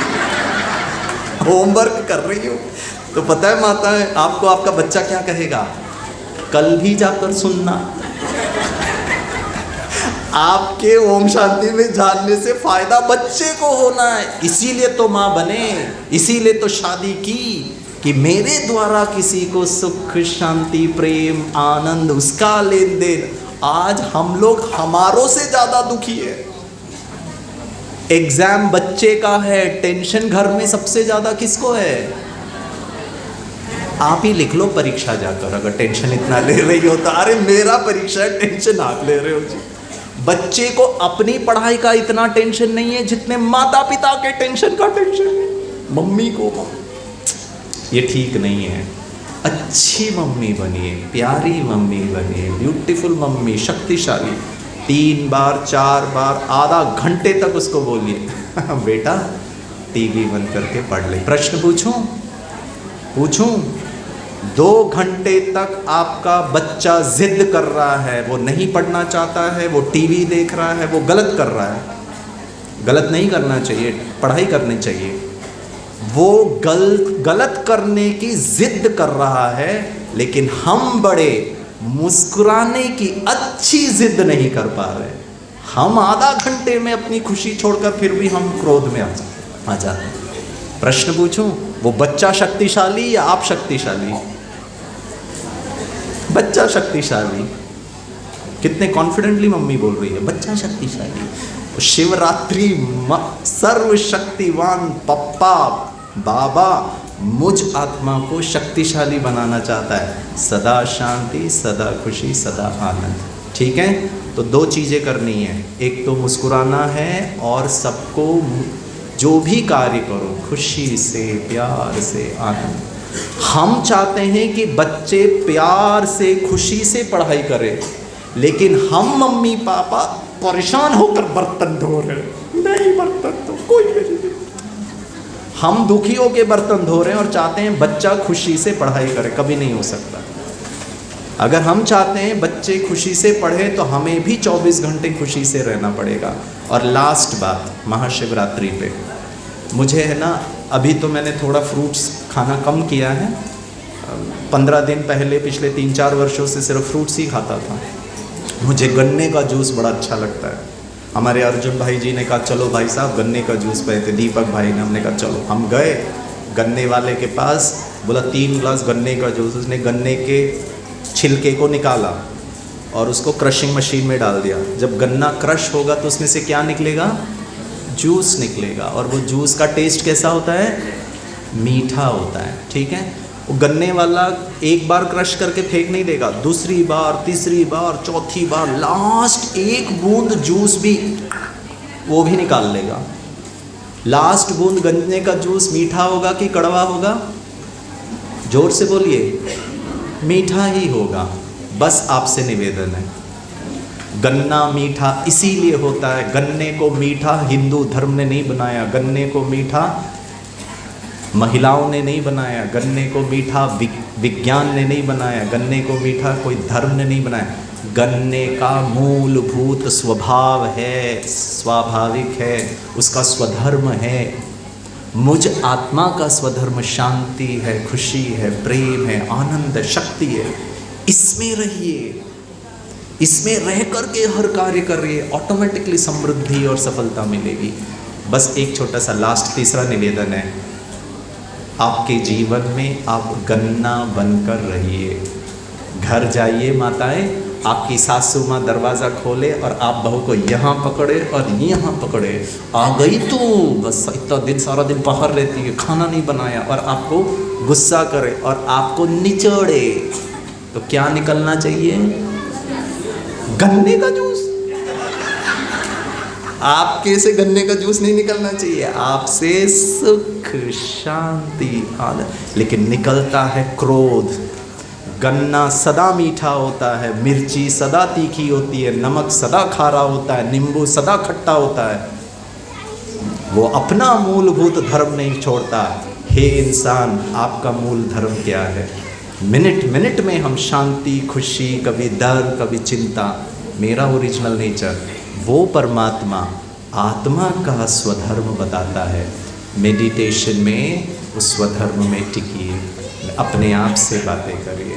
ठीक है, शिवरात्रि के उपलक्ष्य में 3 गिफ्ट देंगे। एक, पहला गिफ्ट, सदा मुस्कुराते रहना, और सिर्फ मुस्कुराना नहीं, हर कार्य प्यार से, खुशी से करना, दूसरा गिफ्ट। और तीसरा, क्या बनकर रहना? गन्ना बनकर रहना। किसी भी परिस्थिति में जीवन आपको कितना भी निचोड़े, आर्थिक समस्या, पारिवारिक समस्या, हमेशा सुख, शांति, प्यार। शिवरात्रि के इस पावन अवसर पर आपको हम ये शुभकामना रखते हैं परमपिता परमात्मा की तरफ से। आप सदा स्वस्थ रहें, सदा समृद्ध रहें, और आपके जीवन में सदाबहार खुशियाँ हो। परिवार सहित हमारा राजयोग केंद्र ब्रह्मा कुमारी इसका, वहाँ आकर निःशुल्क, आपको 1 पैसा नहीं देना है, इसके बारे में शिक्षण प्राप्त करिए, इसका अभ्यास करिए। बच्चों को प्लीज़ सिखाइए। वो एग्ज़ाम को लेके घबराते हैं, परीक्षा को लेके डरते, बिना डर के पढ़ाई करें, बिना डर के एग्ज़ाम लिखे, बिना डरे एग्ज़ाम का रिज़ल्ट देखे, और रिज़ल्ट ऊपर नीचे भी हो तो भी वो आपको कहे, मम्मी मार्क्स कम आए हैं, चिंता की बात नहीं है, सुसाइड नहीं करूँगा, डिप्रेशन में नहीं जाऊँगा, गाली नहीं दूँगा, खुद को रोऊँगा नहीं, और मेहनत करूँगा, और अधिक प्रयास करूँगा, अगले साल और अच्छे मार्क्स लाऊँगा। ऐसा समाज का निर्माण हमको करना है। आज तो व्यक्ति छोटी छोटी बातों में परेशान और दुखी हो रहा है। वापस पुनः आपको शिवरात्रि की हार्दिक पद्मा पदम बधाई हो। ऐसे ही सदा खुश रहें। आपको अच्छा लगा? खुश हैं? डांस को देखकर ज़्यादा खुशी हुए थे या गिरीश भाई के भाषण से ज़्यादा खुश हुए? पास हो गए सर, इतने अच्छे हैं। बोला दोनों से खुश हुए, मतलब मुझे दुखी नहीं करते, ठीक है ना। चलिए, थैंक यू, ओम शांति। आपका बहुत बहुत दिल से शुक्रिया। यो धार्मिक कार्यक्रम का अध्यक्षज्यू, मञ्चमा रहनुभएका सबै सम्मानित व्यक्तित्वहरू र यो आजको यो पावन दिनमा आफ्नो आस्था प्रकट गर्न, धार्मिक प्रवचन सुन्न, आफ्नो आस्था प्रकट गर्न उपस्थित हुनुभएका सम्पूर्ण महानुभावहरू सबैलाई अभिवादन, नमस्कार, ओम शान्ति भन्न चाहन्छु। अहिले कार्यक्रम सुरु गर्दाखेरि नै ओम शान्तिबाट यो कार्यक्रमको सुरुवात भएको छ। यसको मतलब, यसको अर्थ हामीले शान्तिको कामना हामीले सधैँ गर्दै आएका छौँ र आज यो विशेष दिन भएको हुनाले यसलाई थप हामीले प्रतिबद्धता पनि हामीले जाहेर गरेका छौँ। आज हामी यहाँ केवल यो शिवरात्रिको दिन रत्नगरमा रहेको ओम शान्ति यो सेन्टरबाट बोलाएर मात्रै हामी यहाँ उपस्थित भएको होइन, हामी यहाँ आफ्नो चाहिँ आस्था प्रकट गर्न पनि हामी यहाँ उपस्थित भएको हो। मैले यो कुरा पनि तपाईँको बिचमा मैले राख्न चाहन्छु। शान्तिका चाहिँ दुईटा पक्ष हुन्छन्, एउटा आन्तरिक पक्ष, एउटा बाह्य पक्ष। अहिले हामीले जुन आस्था प्रकट गरिरहेका छौँ, एउटा आन्तरिक रूपमा पनि हामीले यो प्रकट गरिरहेका छौँ। यो कुरा मैले तपाईँहरूको बिचमा मैले राख्न चाहन्छु। दोस्रो कुरा, आज हिन्दू धर्मावलम्बीहरूको एउटा धार्मिक पर्व पनि हो। यसलाई हामीले अत्यन्त उत्साहपूर्वक, खास गरी चाहिँ यससँग सम्बन्धित जनताहरूले यसलाई आफ्नो आस्था प्रकट खुल्ला दिलले गर्न पाउन् भन्ने हिसाबले राज्यका तर्फबाट पनि आज सार्वजनिक छुट्टी दिएको छ। यसको महत्त्व र यस कुराले पनि यसको महिमा बढाएको छ भन्ने कुरा म तपाईँहरूको बिचमा मैले राख्न चाहन्छु। पशुपतिनाथ सधैँ एउटा ढोका खुल्छ, तर आज बिहान 2 बजेदेखि 4 ढोका खुल्ला भएको छ। किनकि त्यो आस्था प्रकट गर्नलाई चाहिँ सबै जनताले चाहिँ पाउन् भन्ने हिसाबले पनि यो गरिएको छ। त्यस कारणले यसको महिमाको बारेमा मैले यति मात्रै मैले राख्न चाहन्छु। खास गरी आज शिवरात्रि, तर ओम शान्तिले कार्यक्रमको आयोजना गरिराखेका छ र यसको बिचको सम्बन्ध के हो त भन्ने कुरा पनि हामी धेरैले यसबारेमा हामीलाई जानकारी हामी राख्छौँ। खास गरी हाम्रो यो ओम शान्तिले हाम्रो आन्तरिक जीवनमा एउटा जागरण ल्याउँछ, जागरण ल्याउने काम पनि हामीले गर्छ र शिवको कृपाबाट आत्मिक शान्ति प्राप्त गर्छ। त्यसैले दुवैले मानिसलाई चाहिँ सद्कर्ममा हिँड्नलाई चाहिँ प्रेरणा दिन्छ। मैले यति मात्रै मैले राख्न चाहन्छु। खास गरी हामीले अहिले हामी जो कार्यक्रम गरिरहेका छौँ, ओम शान्ति र यो महाशिवरात्रि चाहिँ दुईटै एउटा धार्मिक यसले भावनालाई यसले चाहिँ बढावा दिन्छ, अगाडि बढाउँछ। यद्यपि यो चाहिँ आध्यात्मिकवादी र भौतिकवादी दुईटा दर्शन छ। अहिले हामीले भौतिकवादी दर्शनको बारेमा व्याख्या गरिरहेका छैनौँ, त्यसबारेमा हामीले सोच गरिरहेका छैनौँ। हामीले आध्यात्मवादी दर्शनको बारेमा बढ्ता हामीले चर्चा गरिरहेका छौँ। त्यसैले यो कार्यक्रम चाहिँ यी आजको यो कार्यक्रमले समग्र अहिले भर्खरै पनि हामीले एउटा प्रवचन सुन्यौँ, हामीले जति पनि व्यक्त गऱ्यौँ, यसले चाहिँ हामीलाई चाहिँ 3टा कुरा चाहिँ हामीलाई चाहिँ आजको यो कार्यक्रमले दिन्छ भन्ने मलाई लाग्छ। एउटा आन्तरिक शान्ति यसले चाहिँ हामीलाई चाहिँ दिन्छ भन्ने मलाई लाग्छ। दोस्रो आत्मिक जागरण हामीलाई दिन्छ भन्ने कुरा मलाई लाग्छ र परमात्मापट्टिको चाहिँ साक्षात्कार गर्नको लागि हामी सबैलाई यसले चाहिँ प्रेरित गर्छ भन्ने कुरा मलाई लाग्छ।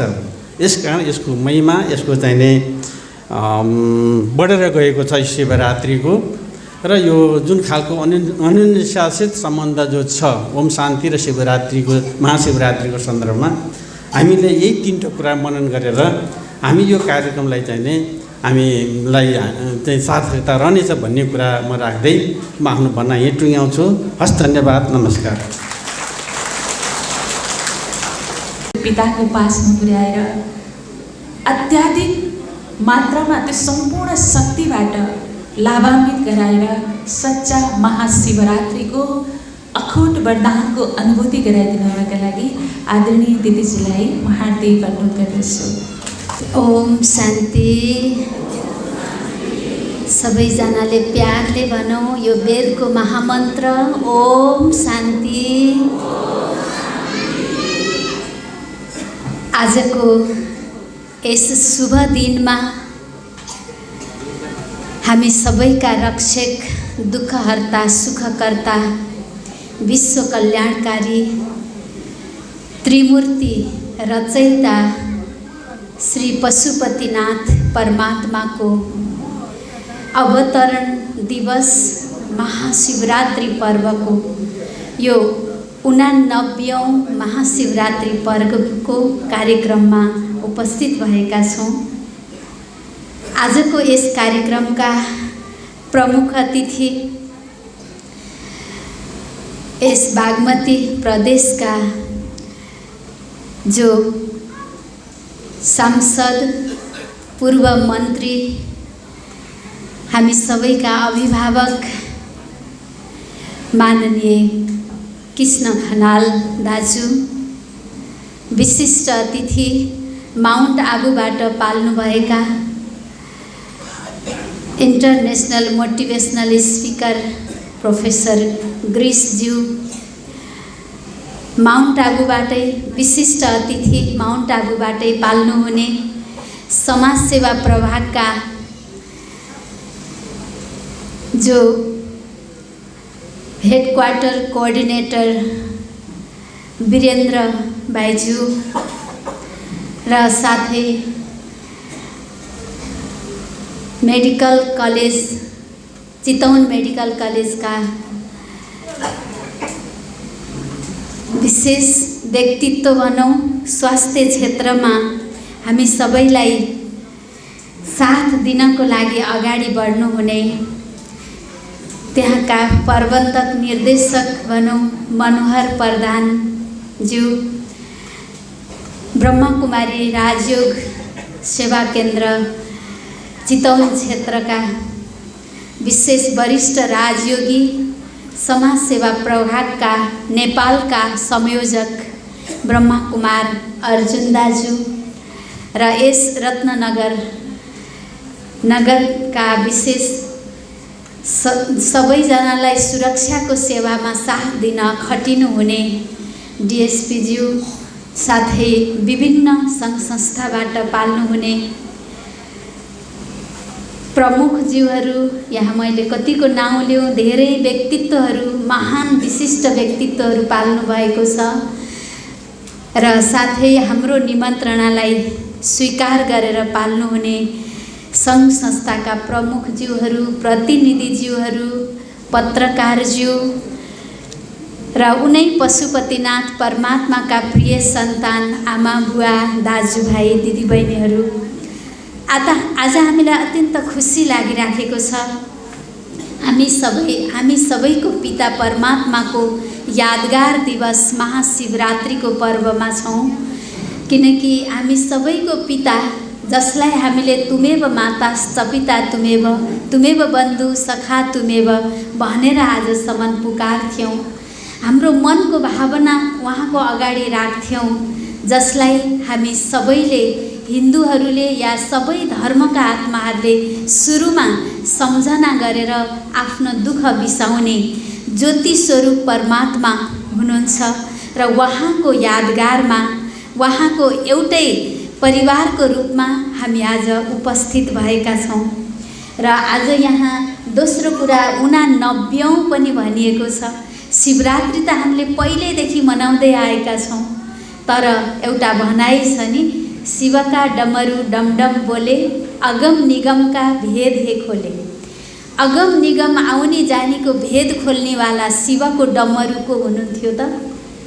जसरी एउटा माध्यम डमरू भनेको र शङ्करजीको अगाडि नन्दीगण राखिन्छ, वास्तवमा त्यो एउटा परमात्मालाई अजन्मा अभोक्ता अविनाशी आमाको कोखबाट जन्म नलिए पनि मानवलाई मानवीय भाषाको रूपमा नै बुझाएर जीवन परिवर्तन, संस्कार परिवर्तन र संसार परिवर्तनको अहम भूमिका निभाउनको लागि धरतीमा मानवलाई नै पहिलो सुधार गर्नुपर्ने आवश्यक देखेर मानवीय शरीरमा परमात्माको प्रवेश भएको 89 वर्ष पुरा भएछ।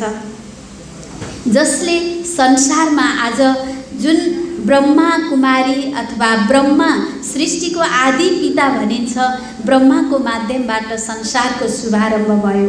तर ब्रह्मालाई कसले शुभारम्भ गर्यो त भन्दा ब्रह्माको पनि पिता परम पिता, जसलाई गुरु ब्रह्मा, गुरु विष्णु, गुरुदेव महेश्वर, गुरु साक्षात् परब्रह्म तस्मै श्री गुरुवे नमः।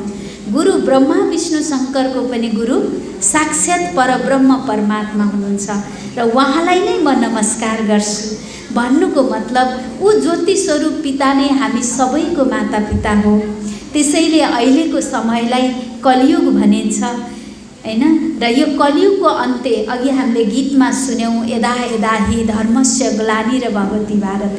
जब जब धर्मको ग्लानि हुन्छ तब तब सत्य धर्मको उद्धार गर्न अथवा साधुहरूको पनि उत्थान गर्नको लागि म धरतीमा अवतरित हुन्छु। वास्तवमा त्यही सर्वशास्त्रमयी शिरोमणि श्रीमद् भागवत गीता, जुन गीतामा कर्मको, धर्मको, राजनीतिको, विभिन्न सबै कुराको ज्ञान प्राप्त छ भनिन्छ, त्यो ज्ञान दाताको हो त। वास्तवमा आज राजनीतिकमा लाग्ने व्यक्तित्वहरूले पनि गीताकै फलो गर्नुहुन्छ, धर्ममा लाग्नेले पनि गीताकै फलो गर्नुहुन्छ, गृहस्थमा बस्नेले पनि गीताकै फलो गर्नुहुन्छ र अन्तिम मृत्युको बेलामा पनि वेद पुराण सुनाइँदैन, के सुनाइन्छ? गीता नै सुनाइन्छ। किन होला? गीताले नै हामीलाई मोक्ष प्राप्त गराउँछ भनिन्छ। वास्तवमा त्यो गीता ज्ञान दाताको हुनुहुन्थ्यो त। त्यो रहस्य बुझ्नको र बुझाउनको अहिले अत्यन्त आवश्यक भएको कारणले मानव त अल्पज्ञ हो, अल्पज्ञानी हो। मानवलाई तीनै कालको ज्ञान दिनको लागि त्रिकालदर्शी परमात्मा, त्रिलोकीनाथ परमात्मा 89 वर्षदेखि यो धरतीमा आएर हामीलाई ज्ञान दिनुभयो। बच्चे, तिमी शरीर सम्झेर आज दुखी भयौ। अघि गिरीश भाइजीले पनि भन्नुभएको थियो, यो शरीरलाई चलाउने मालिक हामी आत्मा हौँ। हामी आत्मा सबै हिन्दू, मुस्लिम, सिख, इसाई आपसमा परमात्मा पिताको सन्तान, हामी भाइ भाइ। जब हामीले आफ्नोपना देखाउँछौँ तब कसैबाट प्यार प्राप्ति हुन्छ। शत्रुपना देखायो भने कहिल्यै पनि जति अपेक्षा गरे पनि, जति भक्कल गरे पनि हामीलाई कसैको साथ, सहयोग र प्यार मिल्दैन। त्यसैले भगवानले भन्नुहुन्छ, बच्चे तिम्रो कोही पनि पराई छैन। यहाँ जति छौँ हाम्रो एक आपसमा नाता जोड्दा के नाता जोडिन्छ? दाजु, भाइ, दिदी, बहिनी, आमा। हाम्रो कसैलाई पनि हामीले बुवाको रूपमा मात्रै सम्बोधन वृद्ध भएर बुवा भने तापनि सम्बन्धमा दाजु, भाइ, दिदी, बहिनी भनिन्छ। के को नाताले त? शरीरको नातामा हजुर हाम्रो बुवा आमा अलग अलग हुनुहुन्छ, हामी कसरी दाजु, भाइ, दिदी, बहिनी भयौँ त? शरीरको नाताले होइन, हामी आत्माको नाताले हामी सबै एउटै बुवाको छोराछोरी हौँ र हामी एउटै बुवाको सम्पत्ति, सुख, शान्ति, खुसी, आनन्द, प्रेम, शक्तिका अधिकारी हौँ र एउटै बुवाले त्यो प्राप्ति गराउने हो भन्ने कुराको ज्ञानले नै हामी आपसमा के भयौँ? दाजु, भाइ, दिदी, बहिनीको यो पवित्र सम्बन्ध कायम रहन गएको हो। त्यसैले यो शिवरात्रिले हामीलाई यही सन्देश दिन्छ कि वास्तवमा रात्रि आज देवी देवताहरूलाई कति राम्रो राम्रो गुलाबको फुल, चमेली, चम्पाको फुल, बास्ना आउने फुल चढाइन्छ, तर शिवलाई भाङ, धतुरो हैन, जुन आँकको फुल, धतुरोको फुल जो कि देवी देवताहरूलाई चढ्दैन र हामीले त्यो पछि फेरि टाउकोमा पनि लगाउन सक्दैनौँ, कसैलाई प्रसादको रूपमा आँक धतुरो बाँट्न पनि पाउँदैनौँ। त्यस्तो कुरा शिवलाई किन चढाइन्छ? अघि भर्खर हाम्रो सांसदज्यूले भन्नुभयो, दाजुले आज पशुपतिनाथमा चारै ढोका खुल्छ। वास्तवमा चारै ढोका किन खुल्नु पर्दो रहेछ त? त्यो ढोका सधैँ खोले पनि हुन्थ्यो। एउटा मान्छेको चापले भन्ने हो भने तिजको बेलामा पनि हुनुपर्ने हो हैन? चाप त हुन्छ नै, तर यो कलियुगको अन्तिममा परमात्मा अवतरित भएको पुरुषोत्तम सङ्गम युग, सतयुगको सुरु र कलियुगको अन्तिमको बेला परमात्मा अवतरित भएर हामी सबैलाई पूर्व, पश्चिम, उत्तर, दक्षिण चारै दिशा सबै आत्माहरूलाई समेटेर सबै आत्माहरूको कल्याणको लागि ज्ञान दिनुहुँदो रहेछ। एउटा देश, एउटा प्रान्त या एउटा भाषाको लागि, एक ठाउँको लागि केन्द्रित नगरिकन सारा विश्वमा सबैतिरको ढोका खोल्ने बेला यो बेला रहेछ। त्यसैले गर्दा भगवान गुप्त रूपमा आएर हामी सबै आत्माहरूको कल्याणको लागि यो गीता ज्ञान ब्रह्मा मुखद्वारा दिइराख्नु भएको छ। यति भन्दा ब्रह्मालाई भगवान भनिँदैन। यहाँ कतिले मान्छेलाई राख्नुहुन्छ भनिन्छ, रामलाई बान्दा रामको खडाउलाई अगाडि राखे जस्तै, जसरी रामको खडाउ त भगवान त होइन, माध्यम राखे जस्तै भगवानको एउटा प्रवेश गर्ने रथ, कृष्णको रथ राखे जस्तै एउटा माध्यम मात्रै हो, तर दिनेवाला दाता एउटै हुनुहुन्छ। त्यसैले हामी भगवानका अंशज होला कि वंशज होला? हामीले नागरिकता बनाउँदाखेरि नागरिकतामा अंशज लेख्छौँ कि वंशज लेख्छौँ? यहाँ धेरै सबै बुद्धिजीवी व्यक्तित्वहरू हुनुहुन्छ, हामीले वंशज लेख्छौँ होइन, बुवा आमाको वंशज, अंशज लेख्दैनौँ होइन, वंशज लेख्छौँ। भन्नुको मतलब शरीरलाई जन्म दिने बुवाको त वंशज लेख्छौँ भने भगवानको अंशज कसरी भयौँ? हामी पनि हामी सबैको पिता परमात्माका वंशज हौँ, वंश हौँ। देवी देवता हाम्रो पूर्वज हुनुहुन्छ भने उहाँहरूको फलो गरेर अब फेरि यो कलियुगी सृष्टिलाई सतयुगी स्वर्गको रूपमा परिवर्तन गर्नको लागि भगवानले यो गुप्त कार्य गर्दै हुनुहुन्छ। हजार भुजा खोलेर हजुर हामी सबैलाई आह्वान गर्दै हुनुहुन्छ कि बच्चे त्यो दैवी दुनियाँमा जानको लागि भगवानले दिएको आध्यात्मिक ज्ञानद्वारा आफ्नो पुरानो संस्कार र पुरानो स्वभावलाई परिवर्तन गरेर त्यो दुनियाँमा जाने योग्य बन्नु। जब ज्ञानद्वारा हाम्रो विचारको दिशा परिवर्तन हुन्छ अनि त्यसपछि हाम्रो कर्मको दशा पनि परिवर्तन हुन्छ, भाग्यको दशा पनि परिवर्तन हुन्छ। त्यसैले परमात्माले यो शिक्षा दिनुभएको छ जसले गर्दा हामीलाई खुसी, शक्ति र ज्ञानको प्राप्ति सहज हुन्छ। त्यसैले आजको यो महाशिवरात्रि पर्वको यो शुभ दिनमा हामी जो उपस्थित भएका छौँ, हामीले केही न केही भगवानको वरदान र प्रसाद लिएर जानेछौँ। त्यो प्रसाद मुखले खानी त पाउँछौँ नै, अहिले लिन्छौँ नै, तर ज्ञानको प्रसाद आजदेखिबाट हामीले भगवानलाई हे भगवान, हे ईश्वर, हे प्रभु होइन, अब उहाँलाई आत्माको पिताको रूपमा बाबा, बुवा होइन, शिवको रूपमा शिव बाबा भनेर पुकार्न सक्छौँ। नजिकको सम्बन्धले जति याद गर्छौँ त्यति प्राप्ति हुन्छ, टाढाको सम्बन्धमा त्यति नै प्राप्ति हुन गाह्रो हुन्छ। त्यसैले गर्दा यो कुरालाई आजदेखि हामीले भगवानलाई नाताको रूपमा हामीले सबै सम्बन्ध जोड्थ्यौँ, तर बुवा भनेर भन्न सक्दैनथ्यौँ। तर घरमा गएर पनि हामीले जो ज्योति बाल्छौँ, असत्वमा सद्गमय, तमस्वमा ज्योतिर्गमय, त्यो ज्योति स्वरूप परमात्माको याद गर्दा बुवाको रूपमा याद गरौँ र बुवाबाट त्यो शक्ति, खुसी, आनन्द हामीलाई प्राप्ति हुन्छ। त्यसैले यो महाशिवरात्रि पर्वको यो शुभ अवसरमा हामीले यो शुभ र खुसीको खबर, दुनियाँमा त आज बिहानदेखिबाटै दुःखैको खबर, कहीँ एक्सिडेन्ट भयो, बिरामी भयो, या आर्थिक घाटा पर्यो, परिवारमा झगडा पर्यो, डिभोर्स भयो, अनेक दुःखकै कुरा मात्रै हामीले सुन्न पाउँछौँ। तर आज हामीले यहाँहरूलाई यो सत्य कुरा दिलदेखि नै सुनाउन चाहन्छौँ। हजुरहरू हामी सबैको बुवा आइसक्नु भएको छ। हाम्रो दुःखको, पीडाको आवाज सुनेर त्यो पीडा नष्ट गर्ने ज्ञानको युक्ति लिएर, युक्तिबाट मुक्ति प्राप्त हुन्छ। भगवानले भन्नुहुन्छ बच्चे योगी बन, पवित्र बन। जब भगवानसँग योग गर्छौँ, आज कतिजना व्रत बस्नुभएको छ, तर व्रत केबाट? मुखले अन्न या नराम्रो चिज नखाएर मात्रै व्रत होइन रहेछ।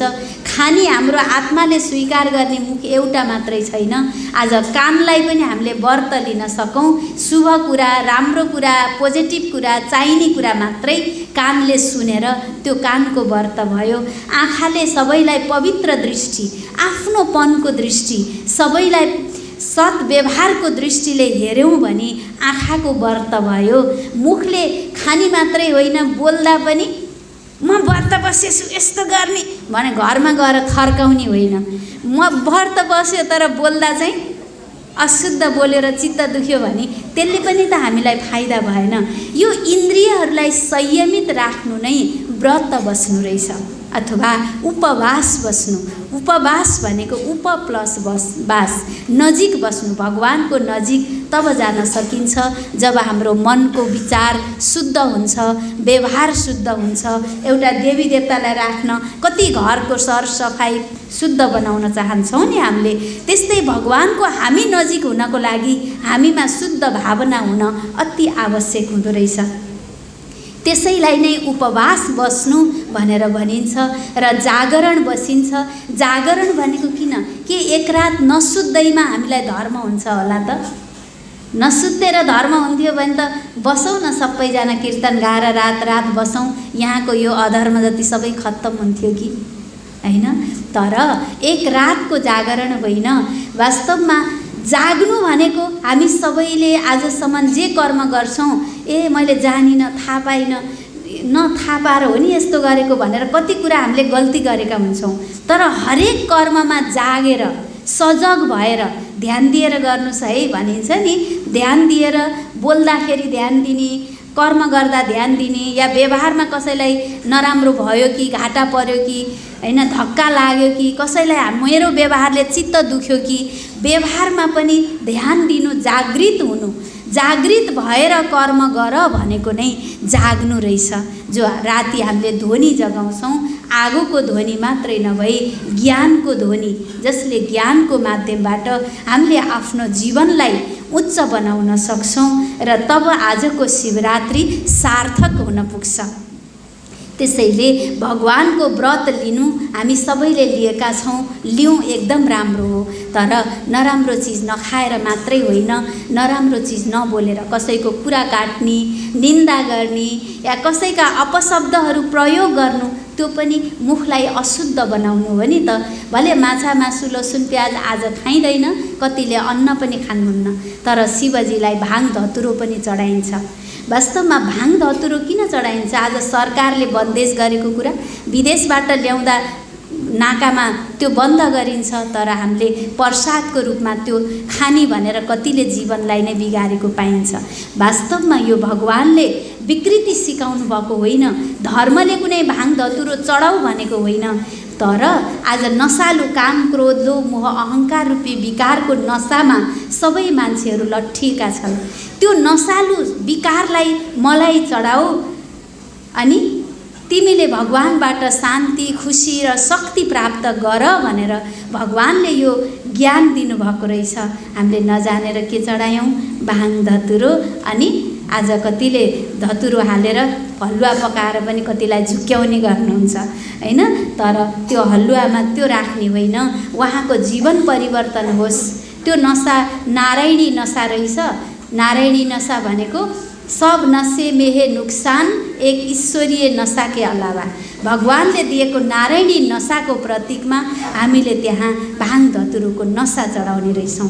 त्यसैले यो सही भावार्थलाई बुझेर यो पर्व मनायौँ भने यसबाट हामीले धेरै कुराको लाभ, धेरै कुराको आनन्द, धेरै कुराको हामीले भित्री अनुभूतिहरू गर्न सक्दा रहेछौँ। त्यसैले शिवरात्रि एउटा रातको कुरो, 24 घण्टाको राति, यो सूर्य अस्ताएको राति होइन रहेछ। जब अज्ञानता, अन्धकार, विकार छाउँछ तब राति भनिन्छ। कसैले चोरी गर्यो भने दिउँसै राति भएछ कि क्या हो भन्छन् नि। नराम्रो कर्म गर्दा राति मानिन्छ। वास्तवमा यो कलियुगको अन्तिमको यो घोर अज्ञानताको रातलाई अब सत्युगको दिनको रूपमा परिवर्तन गर्न परमात्मा आउनुभएको हो। त्यसैले रातपछि के आउँछ?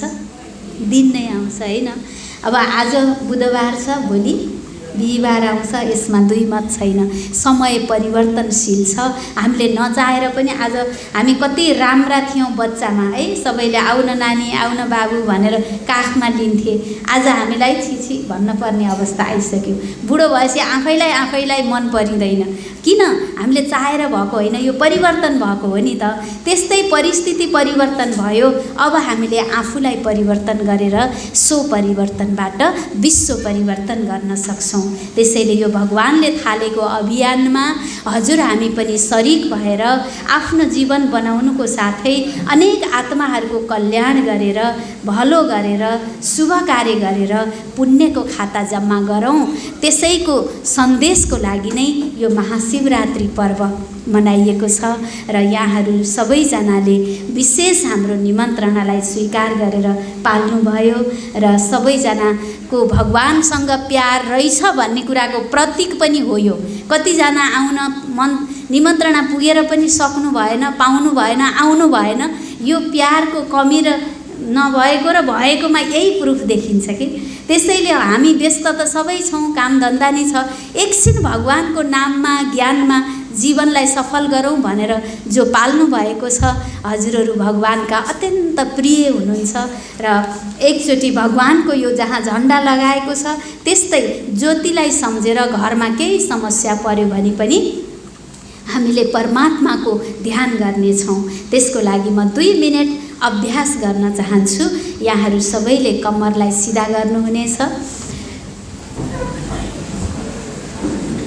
र बसेर नै आफ्नो ठाउँमा बसेर कम्मरलाई सिधा गर्नेछौँ र म जो सङ्कल्प दिनेछु त्यो सङ्कल्प यहाँहरूले मनमा रिभाइज गर्नुहुनेछ र आँखा बन्द गर्नुहुनेछ। एकछिन ज्योतिलाई अगाडि बालेर ज्योतिको स्वरूपमा टिक्नेछौँ र म जो सङ्कल्प दिनेछु त्यो सङ्कल्प यहाँहरूले मनले रिभाइज गर्नुहुन्छ। यहाँहरूको सोच्ने जिम्मेवारी पनि म अहिले एकछिन मैले नै लिनेछु। केही पनि नसोच्नुहोला र मनलाई एकदम स्थिर गर्नेछौँ।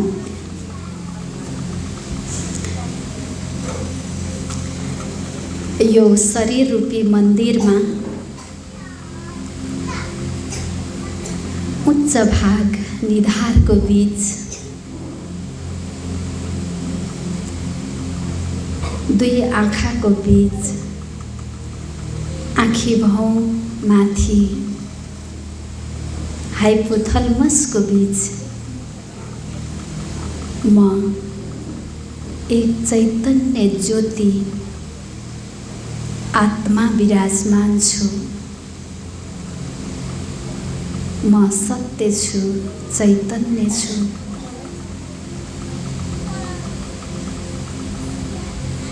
अन्तर्दृष्टिले देख्नेछौँ मेरो ज्योति जहाँ मैले टीका लगाइराखेको छु निधारको बीचमा चम्किरहेको छ। म कति शान्त छु। वास्तवमा म प्रेम स्वरूप आत्मा हुँ।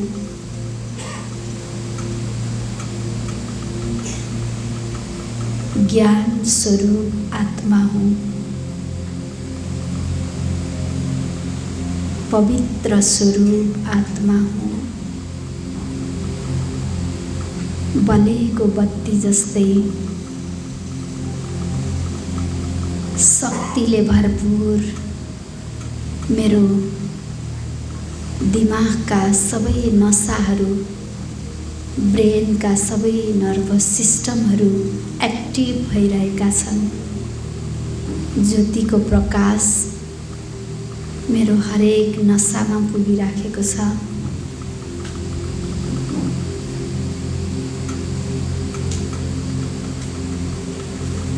मेरो शिरमा बत्ती बलिराखेको छ। मैले जुन कुरा बिर्सिन्थेँ त्यो आज सम्झिने शक्ति बढिरहेको छ। अनेक क्रोध तनावले ड्यामेज गरेका नसाहरू एक्टिभ भइराखेका छन्, पुनः जागृत भइराखेका छन्। ब्रेनको नसालाई हेरौँ।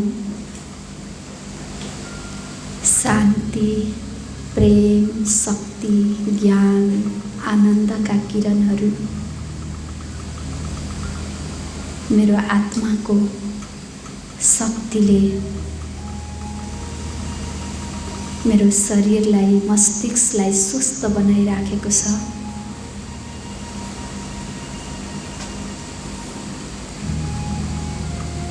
मेरो शक्तिको किरण आँखालाई स्वस्थ बनाइराखेको छ। मेरो कान, मेरो घाँटी,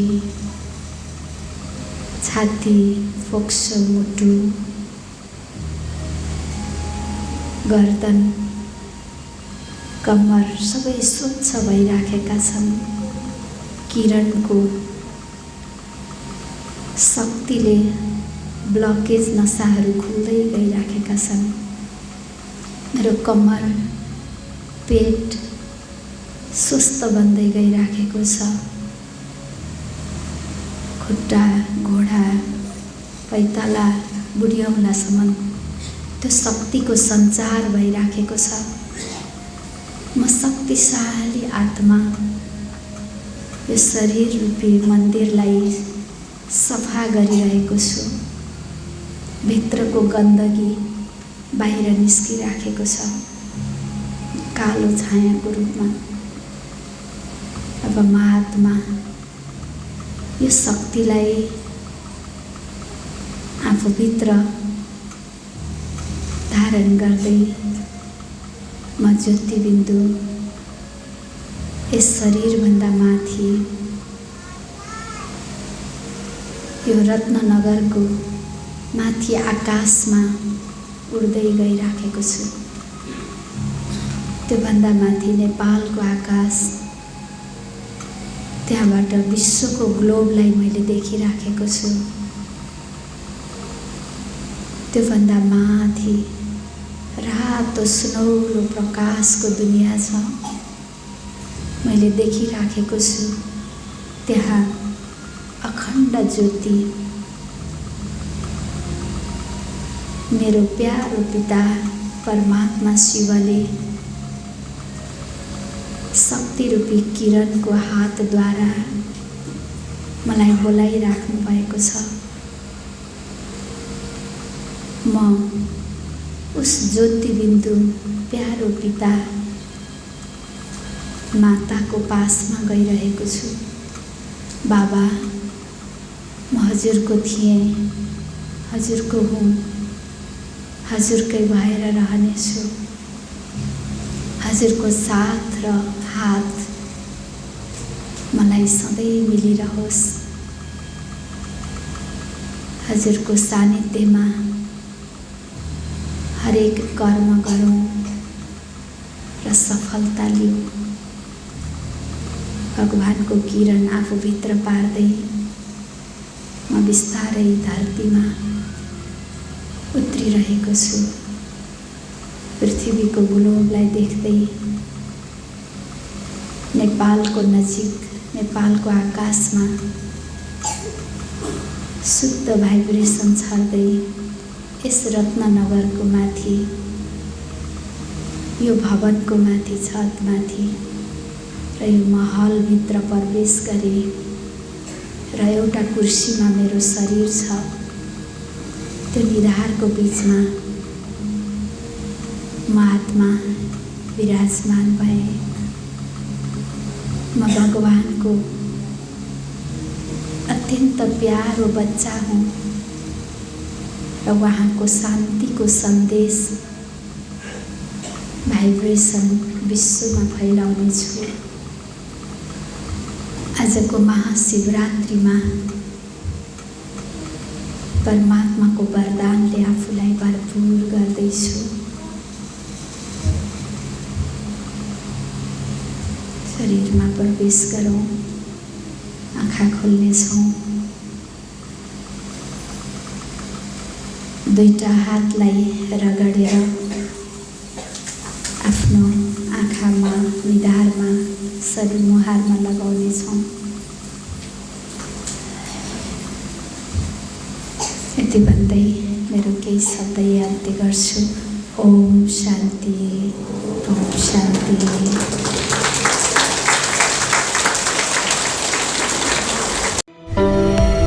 तपाईं अहिले हेर्दै हुनुहुन्छ बिप्स मिडिया।